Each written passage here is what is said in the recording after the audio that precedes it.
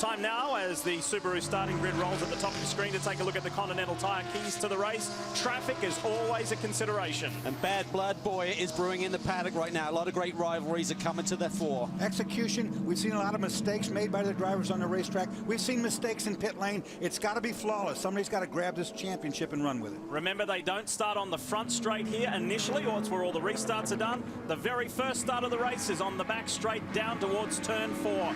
We are ready to go. That front row of Fogarty and Michael Valiante, former opponents in the Atlantic days, the open wheel days. Two very talented drivers, and Fogarty's not hanging around. He sees that green flag fly, and Ricky Taylor pounces on the inside too. Yeah, just a great start there by John Fogarty. Anticipated the green perfectly. Valiante's going to have to fight hard with Taylor, but he has to concede. You see, not far back, the GT guys already under their green, as well as the lead taken by Camaro so far, but that's clean as we go. Boris said was going door to door. John Pugh's being shuffled back here by the Starworks guys. He doesn't want to accept that. Pugh hangs tough, and he forces Enzo Potolicchio wide. We ride now with Pugh. That was dirty. You could see that coming, Dorsey. They try to go side by side through 7. That's not going to work. And that's why I call it dirty already. I should have rescinded that maybe, but I saw what was setting up, and I didn't like what I saw. That is a shame. That's the local team. That's the Rolex 24 at Daytona winning team. They've got over 300 guests here. They are the toast of the town, and their car is sitting on the sideline right now. Will that bring out a full course yellow? Mike Shank will be destroyed. He's got a huge group here, as you mentioned, Lee. All of his supporters are here to cheer them on. Weren't real happy with their qualifying run, but let's take another look here. Battling hard down into 6. And then as they go side by side here, John Pugh leans on it, but right there's not enough room. Dangerous part of the racetrack to try and do that, as you can see. I'll take back it being intentional, but they can leave each other room. It's halfway through the first lap, guys. What are you thinking? Potolicchio didn't want to give it up, did he?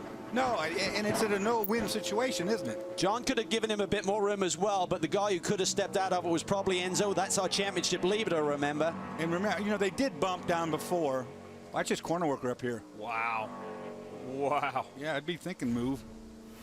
Anyway, my point being, guys, halfway through the first lap. Yeah. And now it is a wounded number 60. Live on Mike Shankford. Look at that back left corner. What a shame. Meanwhile, back up front, Ricky Taylor is taking the fight to pole man John Fogarty. He is, and this is a little bit of a surprise because Ricky was a good half a second off of Fogarty's times in qualifying, and he's trying to rebound. I mean, it's hard once the driver gets that little bit of confidence gone that he must have gotten from that incident at Detroit and then a quick spin in qualifying. He has got the pressure on. He wants to perform.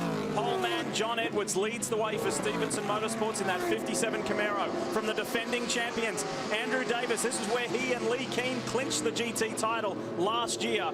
Then running third, Boris said has arm wrestled Paul Edwards out of the way, and Emil Asentado runs 5th. We talk about execution. The 59 team, the team that won the championship in the finale here at Mid-Ohio last year with that podium finish. Well, at Detroit, they left the wheel nut loose. We talk about execution. Those sort of mistakes will bite you big time in the championship, as tight as it is. This 57 car is going to take some beating today. It was a very healthy margin in qualifying. Edwards has just finished a very solid run in the Continental Tire Sports Car Challenge Series. He and Robin Liddell are feeling pretty pumped up, and there is no hotter car in GT at the moment. That 57 team have had 3 consecutive podiums, Dorse, in the last 3 races. Yeah, that's good. That was on board the 60, which is back out from its pit lane troubles. There's Mike Shank. He's back.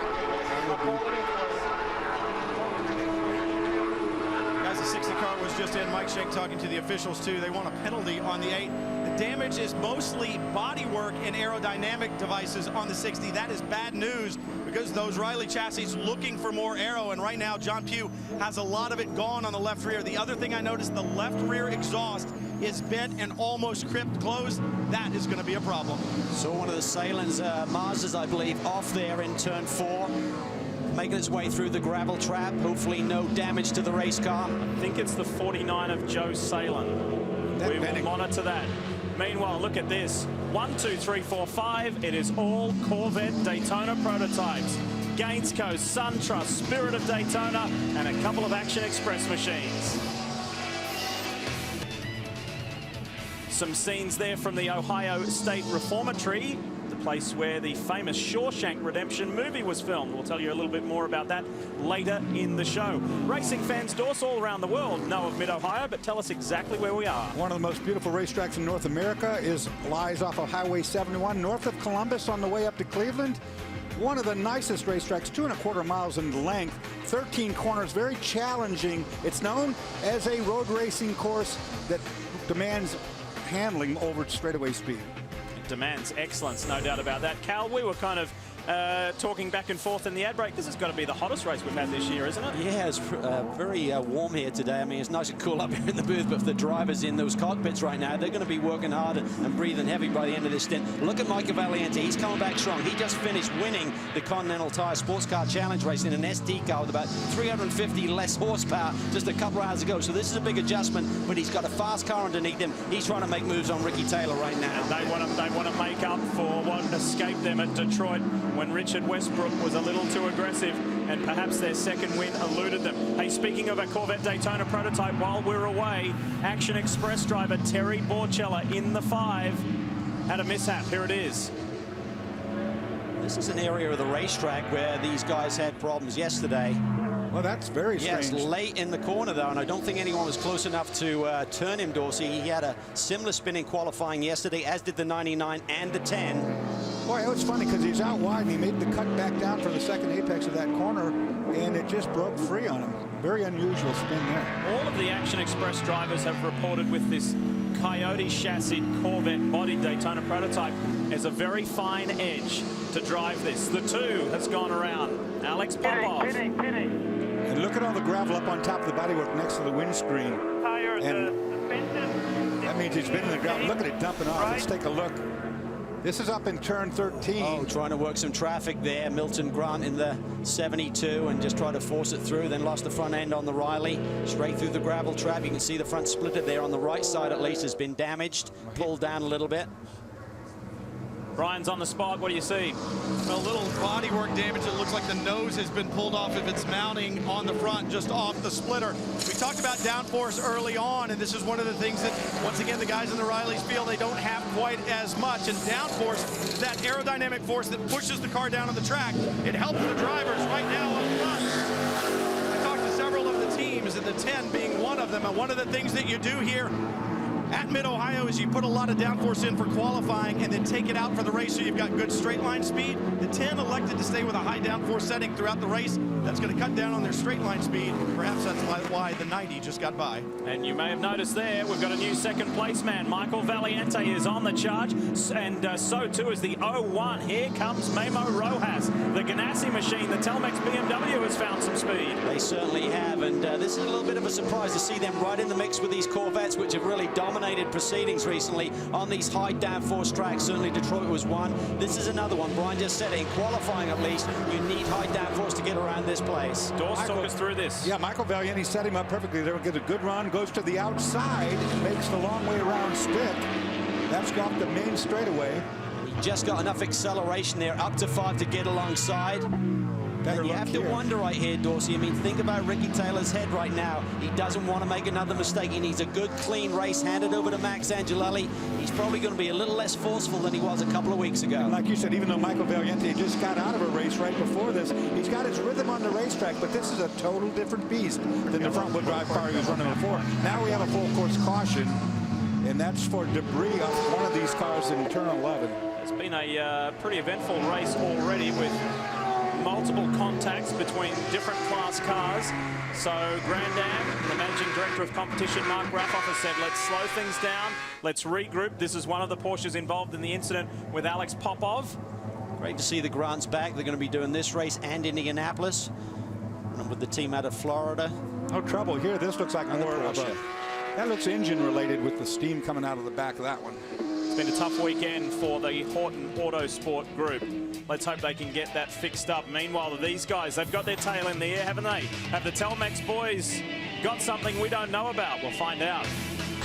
Great scenes from last September season finale day. Quick reminder, the racing action and track action doesn't stop. NASCAR Race Day, fueled by Sunoco, tomorrow morning at 10 Eastern. The gang looks at the Kurt Busch timeout situation. What's next for the former champ? Roush teammates are on the show. That's live tomorrow with JR and the gang. NASCAR race day fueled by Sunoco. We're under that first full course yellow, and in come the Action Express duo. So pit stops for the first time here today. This is just a strategy call. I mean, these guys will only lose a couple of positions when the DPs get lined up again when we go back to green, so they're just topping them up with fuel, gives them a lot more options for this next stop. Remember, this is the team that finished 1-2 for the first time in the team's history. Calling the shots up on the box, veteran engineer Ian Watt. Nice job, Terry. And we need to revisit something that happened earlier in the race. So early, it was lap 1. Enzo Potolicchio and John Pugh. How did you see it, Dorse? That actually started a corner before then. Normally, I wouldn't say too much about it, but being this is the third corner on lap 1, it's stupidity right here. They could have broken it apart right here, but they didn't.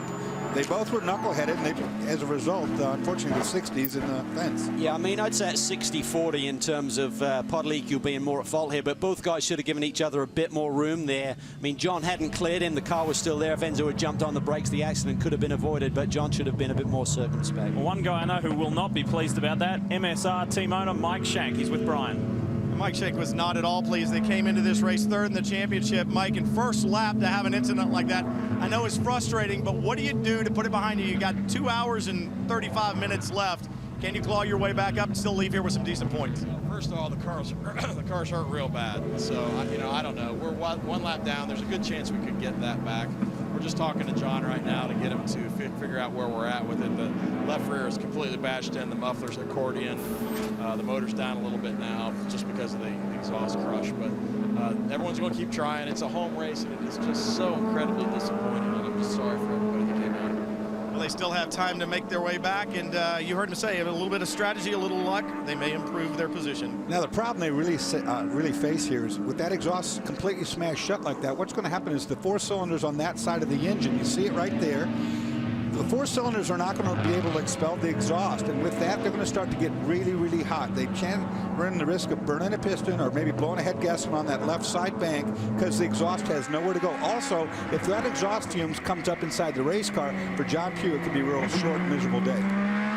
You heard Mike Shank say maybe we can rally, maybe we can get back and get some points. They need to. They're third in the championship, only 4 points out of the lead behind, ironically, the car that hit them, Enzo Potolicchio and Ryan Dial in the 8. We showed you a little earlier the 73 car, the Horton Autosport Porsche, and it was behind the wall. Jamie, tell us more.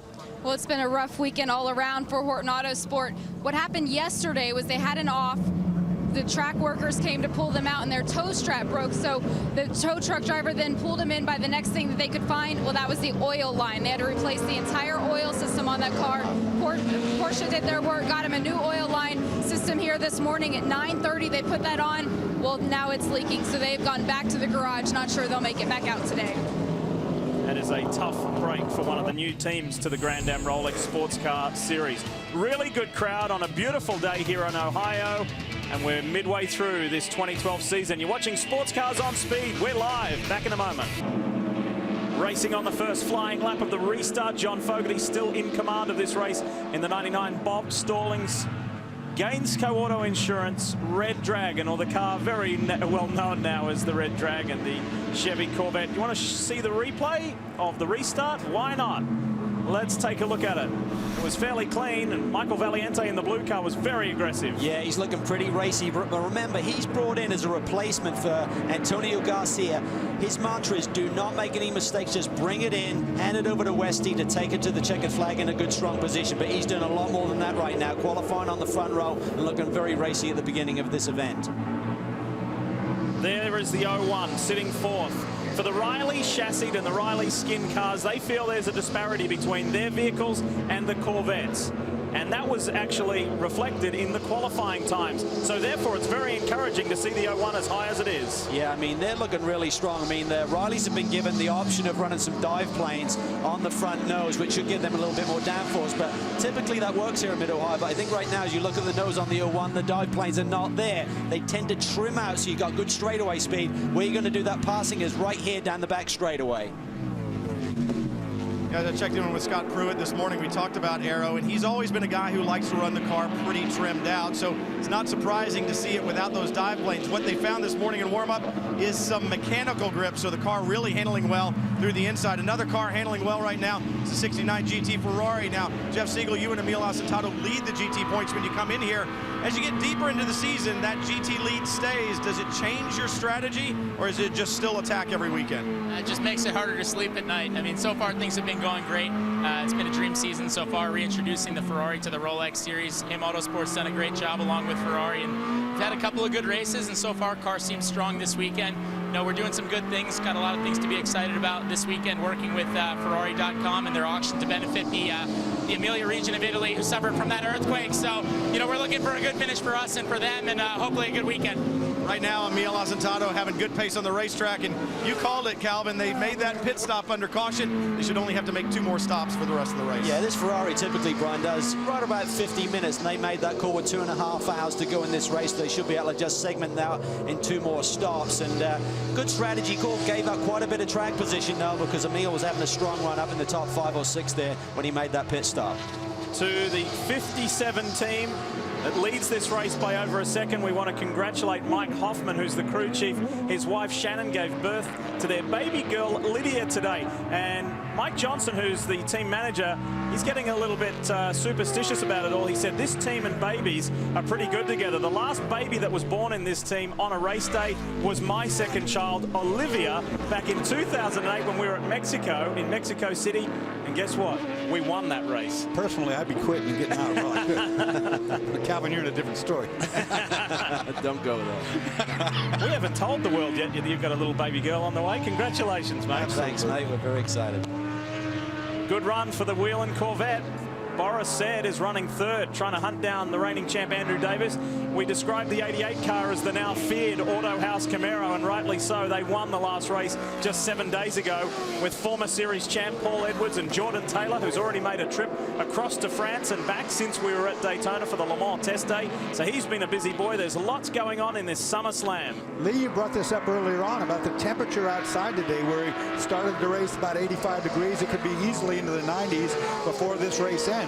This racetrack, all racetracks have a nuance to them. This one has one, and it means when it gets hotter, it gets slipperier. This gets almost like there's oil on the racetrack, and these guys are going to have to adhere to saving tires before this is over.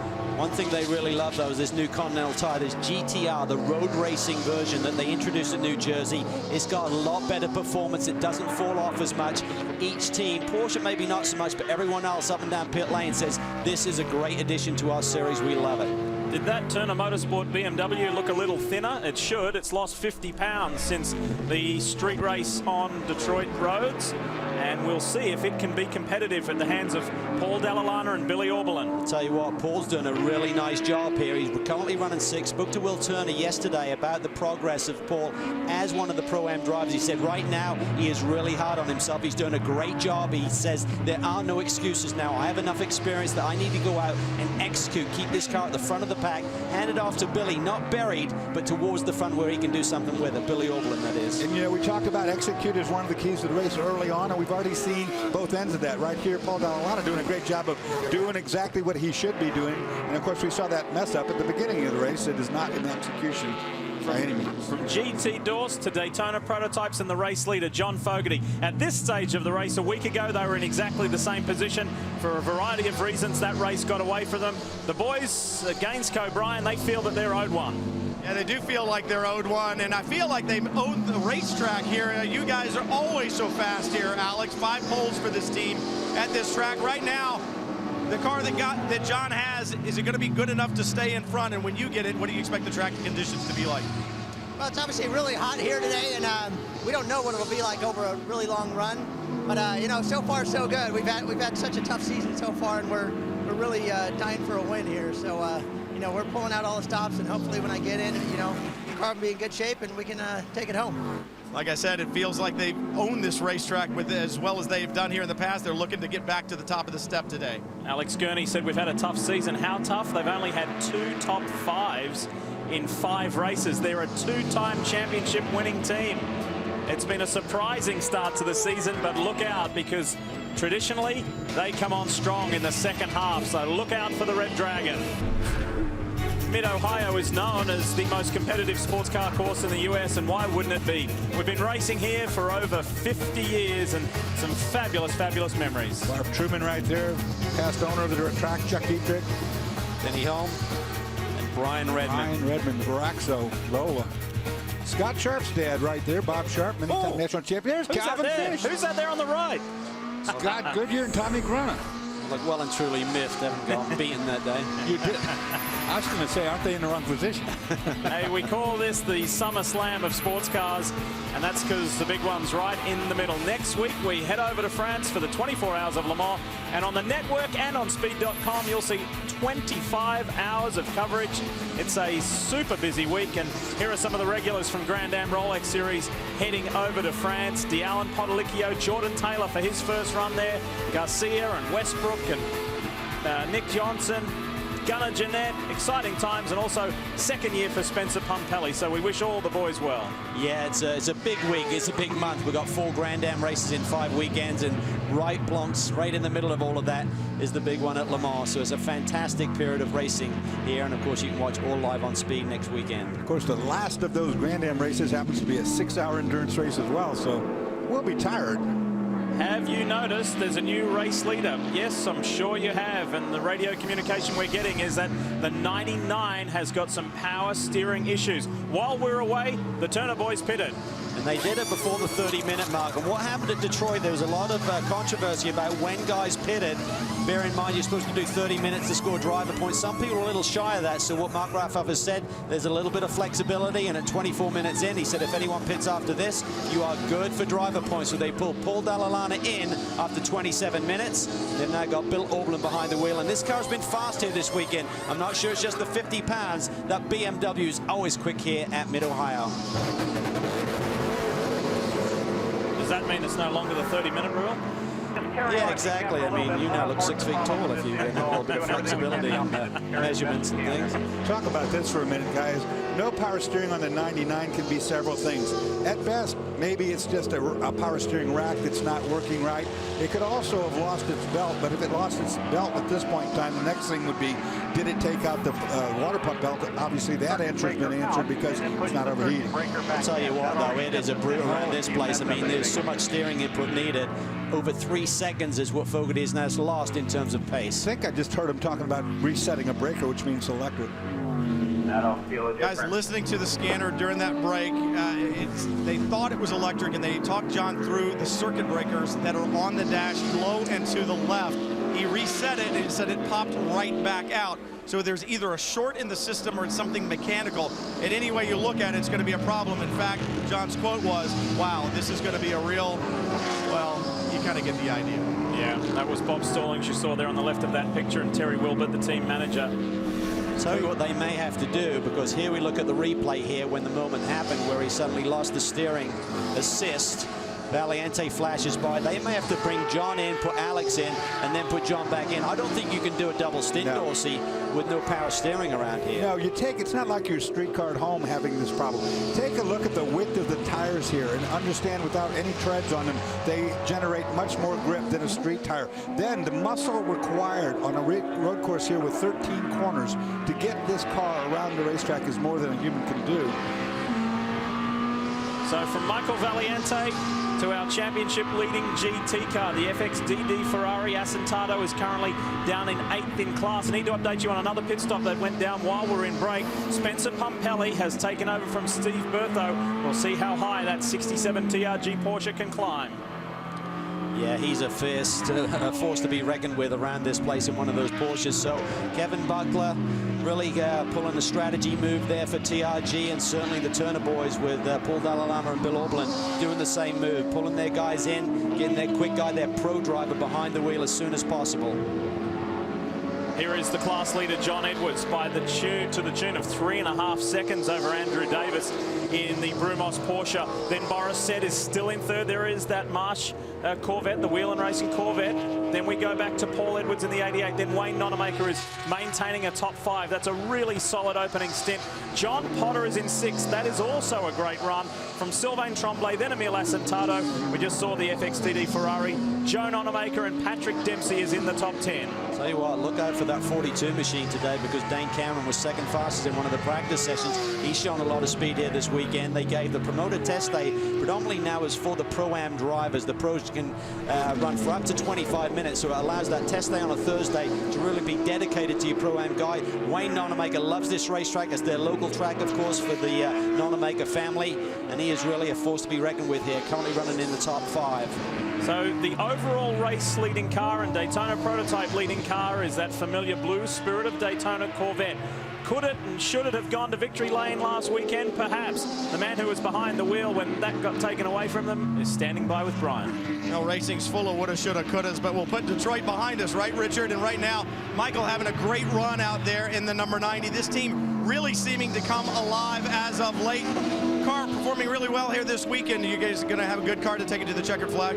Yeah, I mean, Michael's doing a fantastic job. So, just want to keep going. We want a trouble-free weekend for once. You know, Barber feels so long, far away, and you know, that's what we need, a weekend like that again. And you know, we've got a really good car here. Jim, our engineers, worked tirelessly over the weekend, and the car looks really good, so hopefully we can finish off. One of the things that we've talked about throughout the show, and you and I talked about earlier, was downforce on this racetrack. Are you guys one of the teams along pit road that have trimmed the car a little bit for the race? Yeah, we trimmed it, and it looks like a car we can race with, and you know, that's what you want. You know, we've learned that in New Jersey. You can have a quick car with downforce, but you've got to be able to race it, and it looks like we've got a car we can race, and that's what we want.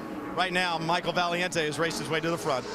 Richard Westbrook, one of those drivers heading over to Le Mans next week to fulfill his factory GM commitments. John Potter, well done at Magnus. Andy Lally is now behind the wheel. He and his old TRG teammate, Spencer Pumpelly, they'll be duking it out any moment now. And do the Turner boys feel confident? I'm pretty sure they do. Speed's coverage of the Rolex Sports Car Series is presented on Speed by Rolex. A crown for every achievement. Brought to you in part by Continental Tire. Innovative technology, driving confidence. And by the next generation Honda Civic. To each their own. Back here in Ohio, mid-Ohio to be precise. This is the Grand Am Rolex Sports Car Series. Tomorrow is the next round of the NASCAR Sprint Cup at Pocono, and following that race is NASCAR Victory Lane, driven by Good Sam Roadside Assistance. Johnny Roberts, Kenny Wallace and Jeff Hammond break down all the action from the tricky triangle. We've got a Ganassi car well placed here in third. I wonder how Chip Ganassi Racing's one Pablo Montoya will do. Well, JPM just tweeted, watching the Grand Am race from mid-Ohio. Great racetrack. One, it most certainly is, and we wish you well. JPM qualified 17th at Pocono. While we're away, a little bit of action for our GT Championship leader. Yeah, on board here with Emil Asentado. You see him there down into turn 1. And I'm not sure if one of those DPs was involved, the one that was following, but quick spin into the gravel trap, and now the 99 is in. Mostly looking at that power steering pump. If they can get to it, try to do something like that. Without that power steering pump, they're in trouble. Now you see the delay. Here's the deal, guys. What they're going to do is they're going to change drivers. That'll put a fresh Alex Gurney in. Link Smith will also get in. See if there's a loose wire on the back of the dash. Maybe it's something as simple as that. If the wire is not loose, there goes Link. He's diving in right now. If the wire is not loose, they're going to have to replace the ECU. And that will take a little bit longer. So the engine's shut down. They'll go to work, see if they can get the power steering back. The real problem when you lose power steering isn't that you don't have it. It's that the car was designed to have it. You could drive a car around here that wasn't designed with power steering. It wouldn't be that big a deal. But when it's designed to have it and it goes away, it is very difficult. So Link Smith working to see if they can get the power steering working on the Red Dragon. Jamie? Well, in GT, it's been a great weekend so far for Marsh Racing. Boris Said behind the wheel of that number 31 right now, Eric. I know you're going to get it on the second stop, but what kind of car does Boris have? I mean, right now he's doing great. I mean, the 57 Camaro's going real fast, but, you know, Boris got held up there a little bit, but, you know, he's caught up to the Brumos car. He's right back on his bumper. He's running in third place, running fast lap time. So these wheeling guys have been working like crazy all weekend to get a fast race car underneath us, and it looks like we got one. I'm excited about this one. Even though it's hot, I think over a long run we're going to have a good car here. When it's this hot outside, what do you as the driver have to do to manage that? I want to go sit in the trailer and stay in the air conditioning. No, we got cool suits going, and we got helmet blowers and doing everything we can do. Can I drink, you know, in the car? So it's hot. There's not a whole lot you can do. Just try to stay calm and as cool as you can. It's going to be tough today. We'll see at the end of the race what everybody's going to be doing. It's been a big day for Eric Kearney. He finished second in the Continental Challenge race earlier. See Alex Popov there in the pitch of the 2K. He's done a tremendous job. He had that off when he got tangled up with that Porsche, but since that time he's been laying down some lap times at 120.8, which is only 0.6 off of Valiante, who's like 0.5 clear of everyone. So Popov's running similar lap times to Taylor and Rojas. This is a tremendous performance. This is the Alex Popov I've been waiting to see for quite some time. Do you remember when he first joined the series? And there was one race in particular that stood out. It was at Homestead Miami Speedway, and he was mixing it up with the big boys. This is a relative unknown driver from Venezuela who came onto the scene, and he came onto the scene in a hurry. He's kind of just settled into the background now, and it's been Enzo Podolicchio who's taken the limelight. This is the Popov we've been waiting to see for some time. I think there's a nice little rivalry within that team as to who can be the quicker one between the pros and the pro-ams, and it's working really well and nicely managed by Peter Barron. You know, and that's what you want to have too, is that inter-team rivalry like that as we see the 99 return to the track. We don't know if that power steering is fixed or not, but Alex Gurney's arms aren't tired, and I guarantee you John Fogerty's are. Remember we said at the top of the show that 57 Camaro will take some beating? Well, he is putting a line under that and highlighting it. John Edwards is nearly 6 seconds out in front of the nearest GT challenger. I talked to him this weekend. He said it is really tough. He said, I'm not typically used to starting the races. So he said, sitting on the pit box and watching Robin finish, I am just really, really nervous. He said, I much prefer to be behind the wheel. Brian, we just saw the 99 Gainsco machine exit pit lane. What's the latest? They did indeed change the ECU. Alex Gurney left, and as he got to the end of pit road, he said it seems to be working right now, guys. So perhaps just an electronic glitch in the ECU. The 99 good to go at this point. Keeping you in the picture, big picture-wise, Valiante leads by 3 seconds over Ricky Taylor.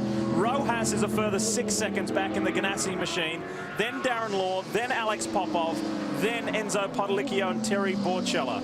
This is exactly the sort of performance this week and last week at Detroit in his opening stint that Michael Valiante needs. He needs to get back on the radar in this paddock. He went missing basically last year. He's got this opportunity, and he's grabbing it with both hands right now. Great performance today.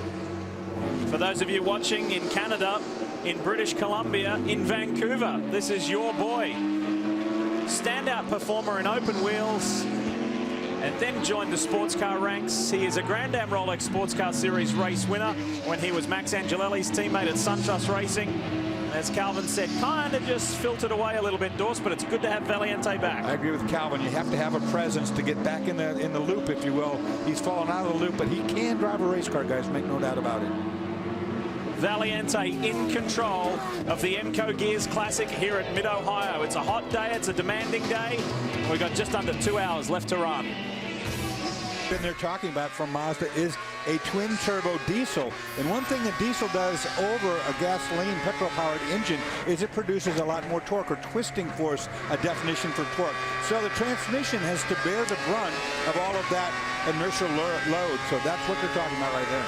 And that new class, the DX class, supports the exploration of alternative technologies and fuels. There's more information on that graphic there. Exciting times. Obviously, Mazda has already committed. I've already heard mentioned about 2 or 3 other manufacturers, so exciting times. While we're away, this man here was on a move. Terry Borchella with a pretty decisive move. Check this one out. This is tough here, coming through 8, he slides it down the inside of turn 9, and what you've got there now, those curbs have been shaved down over the last few years and gives you that option. If you need to bite a bit more of that apex, it allows you to cut into the grass almost, and it's a tricky one. The door is there to go through, but you need a little bit of help, and Enzo Podolicchio saw him coming and thought better of it in terms of turning in. I'm sure his former co-driver and teammate Joao Barbosa was impressed by that, Brian. Yeah, I'm sure he was. You know, Joao Barbosa is a pretty soft-spoken guy, but he spoke pretty loudly with his performance at Detroit. Congratulations on that win, but What does it do? What does a win do, especially for this team, this new driver pairing that you and Darren Law have now? How special is that? How much does that get you guys fired up? I mean, definitely it was a big team effort. 1 and 2 at Detroit was an amazing result. I mean, the driver changed during the season was a little weird, I bet, but I mean, we are in a great position. Darren's only 1 point behind the first place in the championship. The team has been doing a great job. We have a great car, and I think there's a lot more to come during the next few months. So really excited about this opportunity, and I think we might have a good chance about fighting for the championship.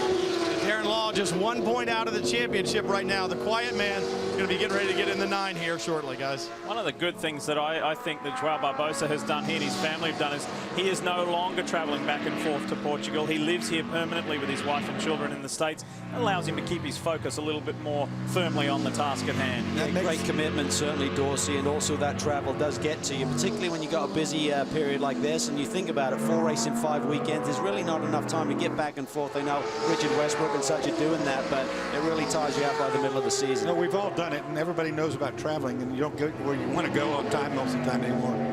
Good call. 49 Salen's team. This is Joe Salen, the man behind the name and the company, bringing that car to a stop.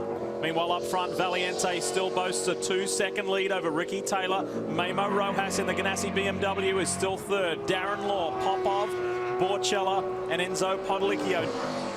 John Edwards in GT has extended that lead to 6 seconds over Andrew Davis and Paul Edwards in third place at the moment. So that's the way that stands in GT.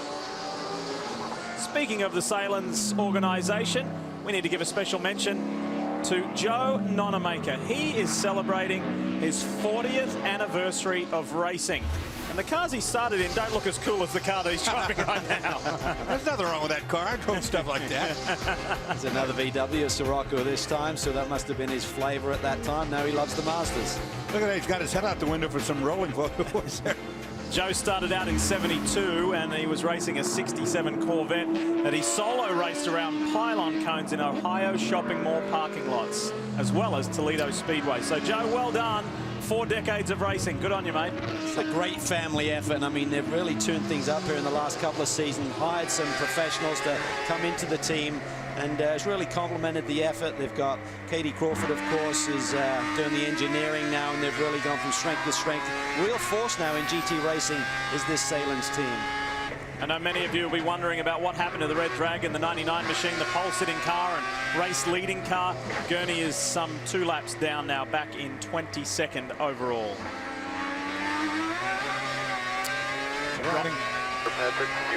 Riding on board with Patrick Dempsey in his Mazda. There's a good look at it from the outside as he tries to find a way around a similar Mazda.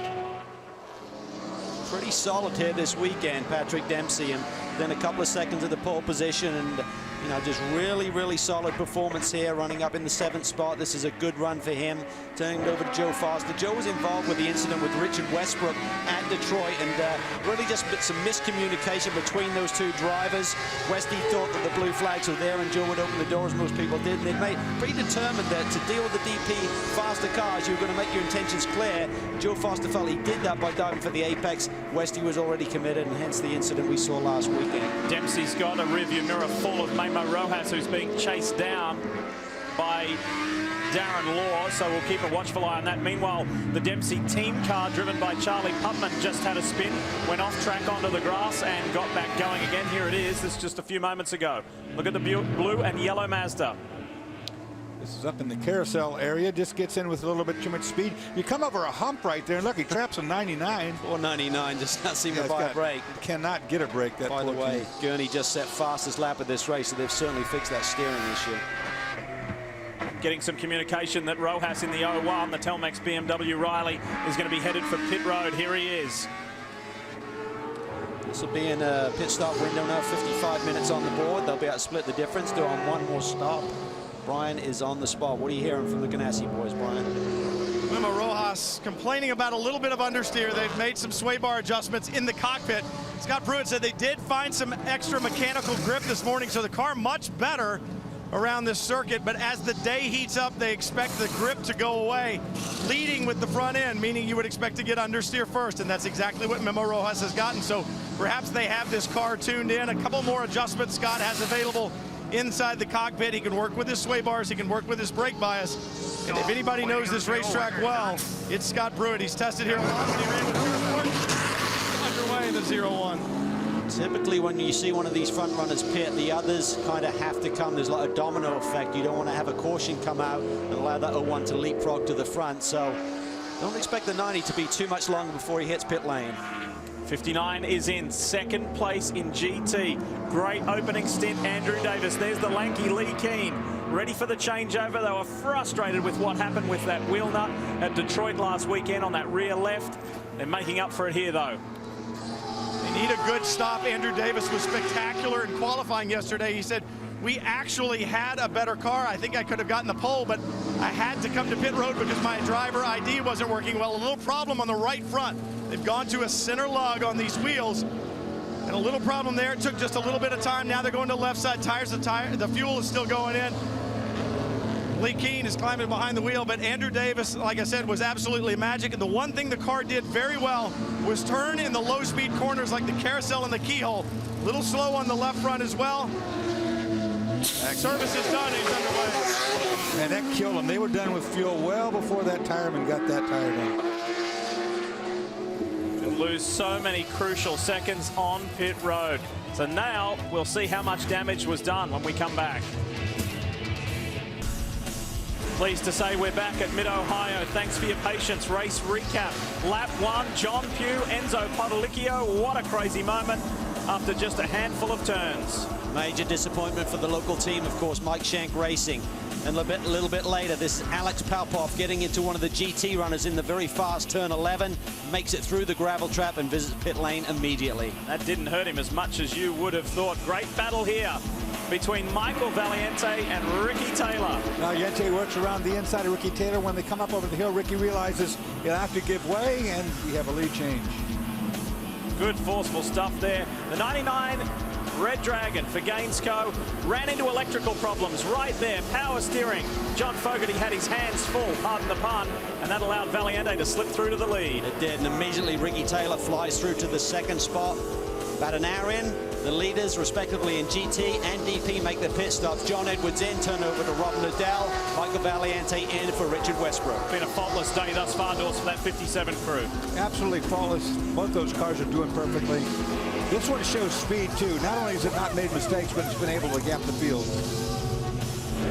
Another Camaro is in the 88 machine of Paul Edwards and Jordan Taylor. This is Richard Westbrook priming aboard the number 90 machine, and Max the Axe Angelelli taking over from Ricky Taylor. This is the same pit stop we're looking at in replay. Good clean starts by both of the teams, and the 90 car just beats out the 10 car to maintain track position. It's an all-out Corvette battle. It's been a GM day here at Mid-Ohio, that's for sure. And there you see Westbrook in the 90. Heads up, Angelelli in the SunTrust Corvette. And that's where we bring you to right now, back live. And again, our apologies for those technical difficulties. We had a little bit of, and so does my voice, we had some satellite issues, but we're now thankfully back with an hour and 26 to go. So it's Westbrook over Angelelli, over Scott Pruitt in that Telmex BMW Riley, then Joao Barbosa, our most recent race winner. Every one of these leaders are on pretty much the same strategy. Pruitt was the first to pit of the top 4 right now. That was 14 laps ago. Westbrook and Angelelli 11 laps ago. We saw that in replay on the same lap. Joao Barbosa 1 lap later. So similar in fuel. An hour and 25 to go. No change here. Robin Liddell, the 57 Stevenson Camaro, still leading in that class. The car looks fantastic this weekend. Less than a second over Dane Cameron, though, and look at Billy Orblin. Remember we told you he was 14th in class when he took over from Paul Dell'Alana. Now that 94 BMW M3 is 3rd. That has been a storming run. We need to catch up on a bunch of interviews. Let's start with Ricky Taylor. Now, Ricky Taylor certainly making amends for the problems that he had in Detroit last weekend. But Ricky, Max has a good car out there. It's a fast car, but I know there are problems in the cockpit. What's going on? Yeah, right now we don't have a dash, which, you know, sounds like nothing. But us drivers, we're very sensitive people, and really goes straight to our heads. So it's bothering us a bit, but, you know, Max once he goes into race mode, you know, nothing can stop him. It's a good run right now. You say he has no dash, but is there any telemetry back to the pit? No, we don't have anything in the pits, so I mean, it's all up to Max if, you know, he feels something going wrong or if he has a vibration or something. But, you know, our Corvette's really fast right now in clean air. I think we're the quickest car on the track, but, you know, when we get stuck in traffic, we get that, you know, aero understeer and stuff, but we're strong and hopefully we can get some track position here. Max Angelelli driving blind right now. Jamie? Patrick Dempsey had the first stint behind the wheel of that Mazda. Patrick, I know it's getting tough out there. The weather's hot. What kind of race car does Joe have to work with? Well, I can barely hear you, but what you said, I think in the cars, there's a very little grip today at all, so you're fighting a lot of understeer on turn in and then exit oversteer. Car works really good in the keyhole because you have the grip coming around the corner there, but it's very challenging. Certainly the temperature is a little bit hotter than what we've been dealing with the last couple of days. But it's been fun. I've had a great time. I got to thank Mazda, Share a Little Sunshine, GNC, and certainly Specialized to get us here to let this happen. So it's fun. We're in the lead lap. We'll see what happens. It's good to be out of Detroit. Thank you. It's a great run for Patrick. He was really solid there today. I'd say it's one of the best races we've seen him have. I would agree. I would agree. A really nice, clean opening stint. Here comes Alex Gurney weaving by Patrick's teammate Joe Foster, and that is Jonathan Bomarito up ahead in the 70. There's been a pass for position right there. Bomarito taking that 8th spot away. Gurney's got a fast car. He set the fastest lap of this race at 19.3, and also they got one of their 2 laps back, so they're now only 1 lap down on the leaders. So we get a couple more cautions. Maybe that team can work some magic, get him back on the lead lap. It's not over yet. Like what I saw right there, too, when Jonathan Bomarito took that position away, there was a little friendly gesture, a hand wave. Thank you for not screwing around with me. And Dorse, remember when you said with the 59 Brumos stop, you said that those seconds are so valuable. The fuel was done before the tires. How costly was it? We raised the question. That car was second when it came in. It's now running 5th. Lee Keen's really having to scramble. But what about the man from Vancouver, British Columbia, who did a super job earlier on in this race, Michael Valiante? Let's hear from him. Lee, super job by super sub, we'll call him, Michael Valiante, filling in for Antonio Garcia when he's not here. This 90 team really seems to have come alive as of late, Michael, and it seems like the more time you get in the car, the better you guys are. What kind of car did you hand over to Richard? I mean, the Corvette's been working really well ever since I've been driving it, and it just gets better and better as the run goes on. So I've been really lucky that we at some of the other tracks we haven't started with the best car, but by the time the race comes, and this is a perfect example, it's been great. So hey, hi to my little boy Massimo at home. I know as the track heated up, the day heated up, the track probably went to some push. We lost some grip, but late in the day as it cools back down, the grip going to come back to these guys? I mean, it seems to. I'm amazed at how well the tires are holding up, considering how much they went off at New Jersey. But like I said, it seems like our car gets stronger and stronger as the run goes on, and you're able to pace yourself. So as long as we don't have any issues this weekend, I think we're in good shape. Spirit of Daytona looking for another victory, Jamie. Katie Crawford, engineer for Team Salem. You guys are leading the GT field right now. What have you found with this Mazda? We've actually found a way to make our 2 drivers work together and drive the same car, and it's really helped. The test day has helped us. We haven't really got a lot of time to test, and Dane's really starting to slot in, and Wayne drove amazingly. I think this is the best he's driven all year. And the car, we found a few things that I'm not going to say on TV, but we have definitely found a way to make the car fast, and we've found a way to make the car last on these tires, and that seems to be the key. It's been a strong weekend for all the Mazdas here. What is it about this track that suits the car? Well, I'm going to say it's because it's our home track. That's why it suits us. But it's twisty, it's tight, it's got a really tight hairpin, it's got rises, it's got fast switchbacks. It's a light car, so it helps. Right now, things are going good. As Catherine Crawford, daughter of Max and Jan Crawford, the car constructors and Rolex race winners, former F1 aerodynamicist as well, and it is a terrific drive by that 42 car. What's happening mid-pack? There's Angelelli. Right behind him is his old sparring partner Scott Pruitt. Pruitt will have a rear view mirror full of the 9. Here comes Barbosa. Barbosa is coming, and Westy didn't get a good run through traffic there as it allowed Max Angelelli to close that gap on him a little bit. This is going to be a 4-car battle for the lead if we get any sort of traffic right now. I think it is a 4-car battle for the lead already, as they've cleared at least the APR Audi. Yeah, these guys are lining it up now. We know that we've got a lot of you watching from all walks of life and all walks of motorsport, including the NASCAR Sprint Cup Garage. A lot of the guys in their motorhomes watching. This guy, Joao Barbosa, his name may not carry the same cachet as a Scott Pruitt or a Max Angelelli or a David Donahue, but watch him. He is one of the most underrated sports car drivers in the world, and boy, is he fast. He is really fast. He's faster than the guys in front of him over the last couple of laps, and that's why he's closed in on these boys. But Westy now has cleared the traffic. Seems to be Gavin Max on this lap in particular, but Joao Barbosa is coming, and it's all about momentum. They have it. They're coming off a victory at Detroit. GT on the left of your screen. Dane Cameron. Bill Orbelin has now moved up to second over Robin Liddell. Then we pick up this car here, the 88 of Jordan Taylor, followed by Jeff Siegel in the FXDD Ferrari, Andy Lally, Lee Keane, Jonathan Bomarito. How many more big GT names do you want? It's sensational. Yeah, this GT field is certainly stellar, and that's why it's remarkable that a Pro-Am combination are leading in Jeff Siegel and Emil Asentado. Emil is really loving this Ferrari this year, and Jeff is just really impressing me. They've won a championship before, and it may have really gone unheralded by the job that Jeff does. He takes the wins when they're there, but he scores big points every weekend, Dorsey, and that is the key to success in terms of winning the big one in the championship. And Emil has definitely impressed us, Calvin, as the year went on. He's had a couple of stirring drives this year, really holding more than his own. Given that deficit in qualifying between the Corvettes and the 01 Ganassi BMW Riley, I asked Scott Pruitt today, can you fight? He said, we can fight, but it's going to be tough. And we know what the Master's like. He does not give in, ever. And here he is in third place, fighting for another podium, perhaps when he shouldn't be there. Awesome run from the Ganassi boys. We'll see how it shakes out in the end. Just under an hour and 20 to go.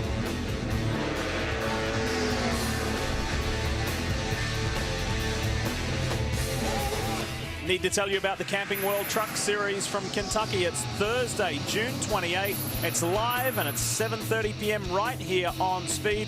You know what it's all about. Some of the most fierce competition you'll see in racing.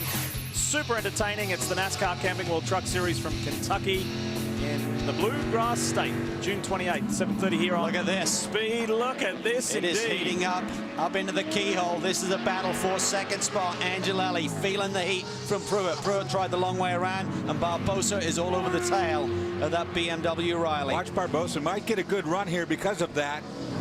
Scott's going to be defending. He's ready for anything that might happen right there. Yeah, a lot of respect between these two guys, Max Angelelli and Scott Pruitt. They've been barging on each other for many years, and yeah, they'll truly give each other a little bit, but that's not a lot. I mean, you can see Angelelli there moving around a little bit down the straightaway, just trying to take away that passing opportunity. I like that too. Joao Barbosa sat back there and respected both guys in front of him, leaving them enough room in case they did bump for something to happen. He might be able to capitalize, but he wasn't going to get involved and make it three messes. This is working out beautifully, though, for Richard Westbrook, because while they're fighting, Westy is disappearing. Let's turn our attention to the left box there. That's Bill Orbelin chasing the 42 of Dane Cameron. What an incredible run for that BMW M3. Let's go to the Turner camp now. And Will Turner, you guys have been a strong team all year, flawless pit stops, but you've struggled on the racetrack. Had the 53 pounds been the difference today? You know, I think there's a couple things. First, the BMW M3 is working really well on the Continental tires.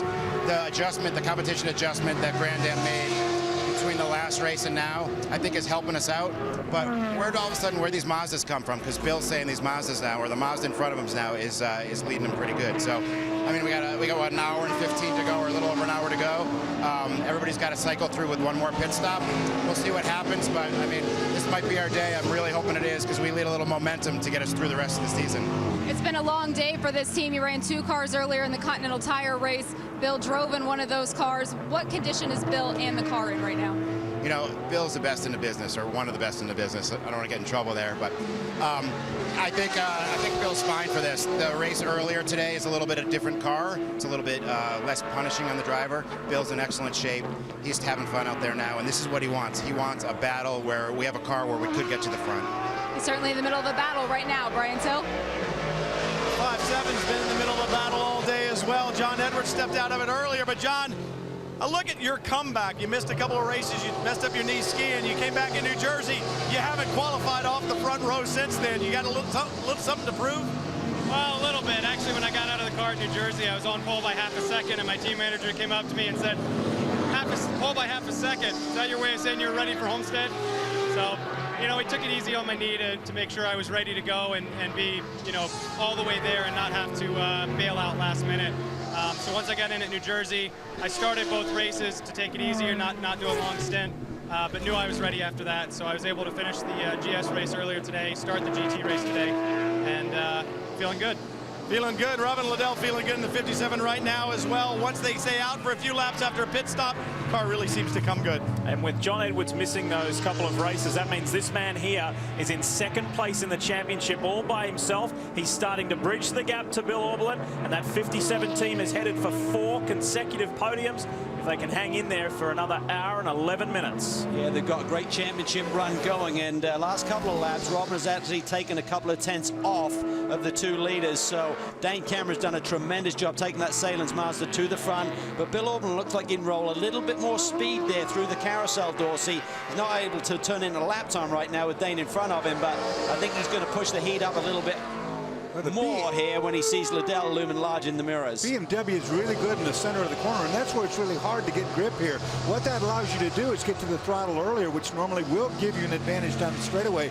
And I agree with you, the 57 is the trump card that's going to force the hand. So the Dorsey Schrader of old, if he's in that 94 BMW, good mid-corner speed, you roll up there and give Dane Cameron a bit of a tap and get unsettling. Exactly. Look at this, guys, battle for third. Look at this, Joao Barbosa side by side with Pruitt into the brake zone for the keyhole. Can't make the position stick right now, but they have gapped themselves backwards from Max Angelelli. Angelelli has pulled the gap a little bit in second spot. And what was smart by Joao right there is that he realized he couldn't clear Scott, so what he did was he ran the outside, gave up the speed early, ducked back in again, so that neither of them lost their run on that front long straightaway. Remember, there's one more round of pit stops to come in this race. Teamwork is going to come into play, as it always does in endurance sports car racing. This is the fight for honours in GT. Dane Cameron for Team Salem, and if a Mike Shank car can't win here in Ohio, the next best win would be a Team Salem Mazda. They've got a couple of hundred guests, family and friends and sponsors, everybody here. This is their home race. Here you go, watch Bill. Just right there, just got a little bit more speed, got in a bit too deep there, I feel, on the brakes, so he didn't see the advantage that he had on the previous lap, but Dane is just hitting his marks, doing a beautiful job. Frustrated with himself at New Jersey. They had a potential podium there. He slipped wide with a few laps to go, so he won't make that mistake again. You learn from your lessons in this game, and he is one of the best young drivers in this GT class, doing a nice job out there. Watch the 90 come up here, might mess this whole thing up. It's been a fascinating duel so far, this war between the 2 cars. But now they've got all the Daytona prototypes about to come and get in the middle of all that. This is a massive turnaround for Action Express, isn't it? Just an incredible turnaround. We said it Detroit a week ago. People and organizations are all too worried to make a little change, and Action Express did, and that change worked. The driver swap, as Dorse would say. Switching drivers from 5 to 9. Auberlen tries to look for the inside on Cameron. No chance. Oh, he nudges him, loosens him up. He's going to grab the position right there. Got in really deep there, down into turn 6, Dorsey. That was masterful. Let me tell you, that was just subtle and perfect to get the job done. You'll get away with that. When you put someone out in the weeds, you're going to get the call. But right there, I've got a feeling that Bill might have got away with it. That's what I'm talking about, masterful. He knew. Take a look at this, what he does. It works to the outside, gets a little squirt of throttle on right there. Just doesn't tap, not much, but it loosens up and makes Dane have to get out of the throttle and catch the car. Good save by Dane there. Then off in the grey. He's got to clean those tires off before he has a further problem. 42 has got a cut tire, we're hearing. Now that's a shame right there. Well, the biggest shame is they're not in their fuel window. There's an hour and 8 to go, so they're going to have to hit pit lane twice today with this unnecessary pit stop. So, and that, unfortunately, is the penalty paid for making wheel-to-wheel contact. Dane Cameron is still there. He's still out there ahead of Robin Liddell, but obviously right close to him. One thing you got to think about, you got out in the grey door, so you get that pickup on the tires. Sometimes you think there's a tire problem. You got to stay out there and make sure that there isn't a puncher with that car. Richard Westbrook boasts a 3-second lead over Max Angelelli, and Pruitt and Barbosa fighting it out. There's Mike Johnson, team manager for the 57 team. Are they headed for another podium? He achieved it. And his Continental Tire team owner, Kia Kinetic team owner Russell Smith said, and also the Magnus boys said they'd get the Kia hamster for him if he got it. That's Russell Smith sweating his you-know-what's off inside that suit today. It's pretty warm out there to have that fur on your head, Dawes. I want that suit. The Magnus boys have a lot of fun, as do the Kia guys, and Andy Lally is not exactly having a lot of fun right now. He is head down, it's all business, and he has got that Magnus Porsche up into 5th place. That has been a storming run. Yeah, really good run for these guys, and they're in the thick of this points battle as well. No one's going away, it seems, in GT as well. This guy's not going away. I'm talking about Alex Gurney. He's not giving up with 1 hour and 4 minutes to run. He's not on the lead lap, but he's only 1 lap down. Who knows what could happen with cautions? Let's find out what his co-driver thinks. Well, it was John Fogerty that had to do all the heavy lifting. Literally, John, a car that's designed to have power steering and then doesn't is a real handful. Yeah, it is. When it first happened, I wasn't sure what was going on. I had a light wheel, and then suddenly the car was going straight. And it was a total failure of this unit right here. So it was the control box, and the pump itself was fine. We replaced this. It's unfortunate for the Gainesco auto insurance car, the 99. Alex is out there doing a great job. If things go perfectly, we got a chance, but we really need the yellows to come at just the right time. Well, that's what I was getting ready to ask you. You guys certainly have the speed, and you've picked up a lap. There's 1 to go. If Alex can get it back on the lap, you get the yellows, you play the strategy right. Does he have a car to get to the front around this tricky racetrack in traffic? Yeah, passing here is difficult, but I would say even if we get back on the lead lap, it'll kind of be a win for the Gainesco guys. But he's doing everything we can. John Ward, our engineer, is playing the strategy right. We just need Mark to throw the yellow when we need it. And John was very patient in the car. He stayed out and did what they needed to do until they had the problem sorted, figured out how they were going to fix it. That's why they are where they are, Lee. And they really need that yellow before the leaders make their pit stop. So what they need to have happen is under that yellow for the leaders to roll through pit lane, go to the front of the pack, and then get the wave by. If the leaders have already pitted, they're not going to have that opportunity. Exactly. He's coming up on the guy, ironically, who is immediately ahead of him on the scoring board, but he is 1 lap ahead. That's Ryan Dial. Championship leader Ryan Dial is in 8th place, some 41 seconds down on our race leader, Richard Westbrook. Keep in mind, the Gainesco boys know how to get it done here. They've won twice, consecutive years. 07, the year they won their first championship, and the following year in 2008. That car likes Mid-Ohio. The car has enough speed if it gets its lap back to be able to do what it needs to do, I believe. But, you know, again, it's when the yellow's cautions come out, and if it's in a timely manner, they can make this work. It's got to come out in about the next 5 minutes, because one of these leaders, once they get inside their pit window, and we saw guys pit with about 58 minutes on the board, so once they get 58 minutes, it goes in about 4 minutes. One of those guys will make the call. Let's be the first to pit and get to the checkered flag without another stop in case they catch a yellow. They would then rotate to the front of the field. So a lot of strategies being played by the leaders right now, and that will all affect the 99's chances. 59 and 70 are going at it pretty hard here. This is for 7th in GT. Defending class champion Lee Keane in the 59, fending off Jonathan Bomarito. This has been a really interesting circuit for Lee Keane. It was possibly the lowest he's ever been when he broke his collarbone back in 2007. He bounced back to win a couple of times and clinch a championship here. So he's got mixed feelings, more positive than negative about Mid-Ohio, that's for sure. Well, if they don't screw each other up too badly, they might be able to run up to the front, because the speed of the 2 cars is good.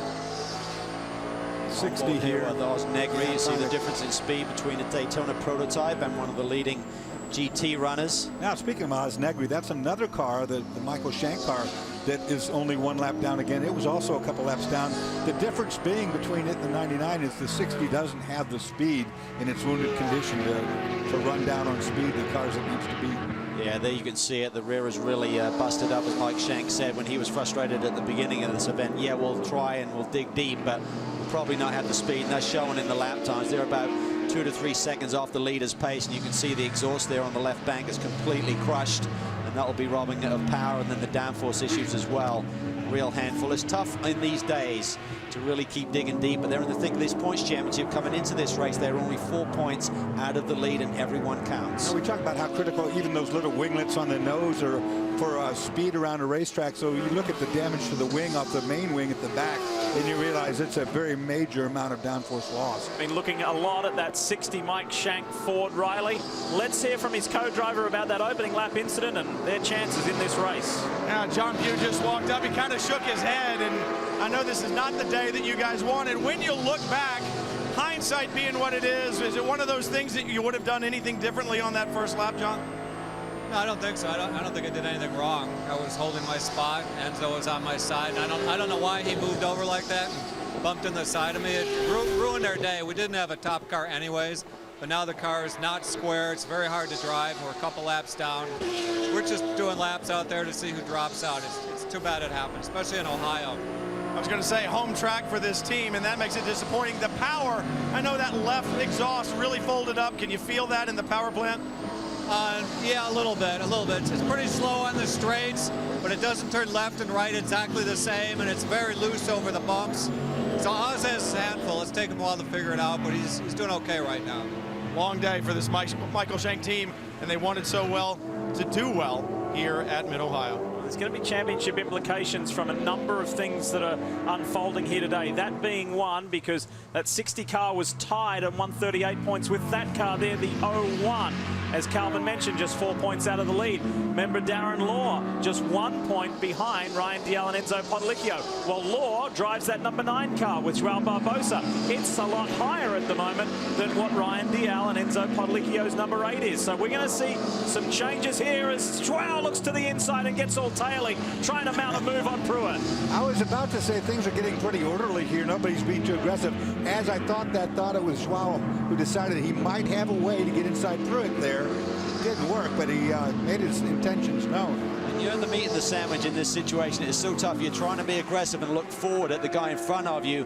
When you got someone as hungry as Joao Barbosa behind you, you've always got to be thinking about where am I placing the car? Am I trying to set up Max to the point, get a run through traffic is going to open the door for Joao Barbosa. And when you attack, which these guys are doing or have been doing, you can only attack for so long before you start to superheat your tires. The best thing you do then, if you can't make the pass, back off and think about it for a little bit, get everything back in check, and then go back to work. I think that was what Joao just decided was time to do. One thing you'll get, sorry Lee, is an aero wash is when you're coming through those high-speed corners and you're tied behind one of the DPs in particular, it will really scrub those front tires.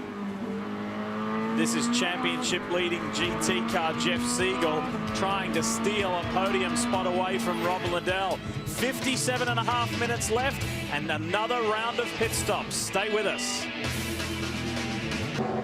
Back just in time to see the big boys hit pit road. There's already been some GT, some DP cars in. There's Billy Aublin, the GT class leader, leaving his pit box. This is Max Angelelli. Scott Pruitt's in as well. So beautiful execution by the SunTrust team at the last race. Brian's right there between the two camps. Drivers are doing battle on track. It's the pit crews doing battle in pit lane right now. Who can get out first? Angelelli without the dash, without the telemetry, just waiting for the fuel to go in. I heard Timmy Keene say we've got 20 seconds less fuel. We're going to have to 10 cars out first. They're going to beat the 0-1, even though they didn't need to take as much fuel. The 01 actually pitted a little bit earlier than the 10 on the last stop, so unless they're getting much better mileage than the Chevy, you'd have to think that Pruitt would have needed a bit more of a top up there. But there you see the result. Look at the two Action Express boys. They pit a little bit earlier. That has leapfrogged them around Scott Pruitt. Great move by the Action Express boys. You'd have to think that the 90 car has to respond. You can't afford to stay out. There he comes. Yeah, if there's a yellow, he would get absolutely killed right now with pit lane being closed. So good call by Troy Fliss and the boys. Again, it's execution. We talked about at the beginning of the show is one of the keys. You have to make this pit stop. They've got to do it right. It's difficult to pass here at Mid-Ohio. You can make up so much ground on pit road. The power was to Westbrook at the period of this stop. Brian? Oh, and we got a problem on the left front. It took a little while to get it done. It seems like the pressure might be a little low in that gun over on the right front, I should say. Rear tires going on. They need this stop. They need to get Westbrook out. It's interesting. We talked about downforce. They trimmed the 90 out. He's good in a straight line. The 10 car still stacked with downforce, so very different strategy. Westbrook back underway. I should also mention the 0-1 is trim as well. Both the 9 and the 5 running high downforce setups. Here they come, boys. Second, third, fourth, etc. coming up the front straight. Westbrook will hold the lead, but it's going to be tight going up to the keyhole. Yeah, he won't have tire tempo pressure right now, so but a good clean stop. He really didn't get hurt. A couple of mistakes there was the delay on the right front, as Brian mentioned, and Westy had it in gear with the rear wheel spinning, so they couldn't even get the wheel gun on the rears until they made that communication with Westbrook to get his foot on the brake or get it out of gear.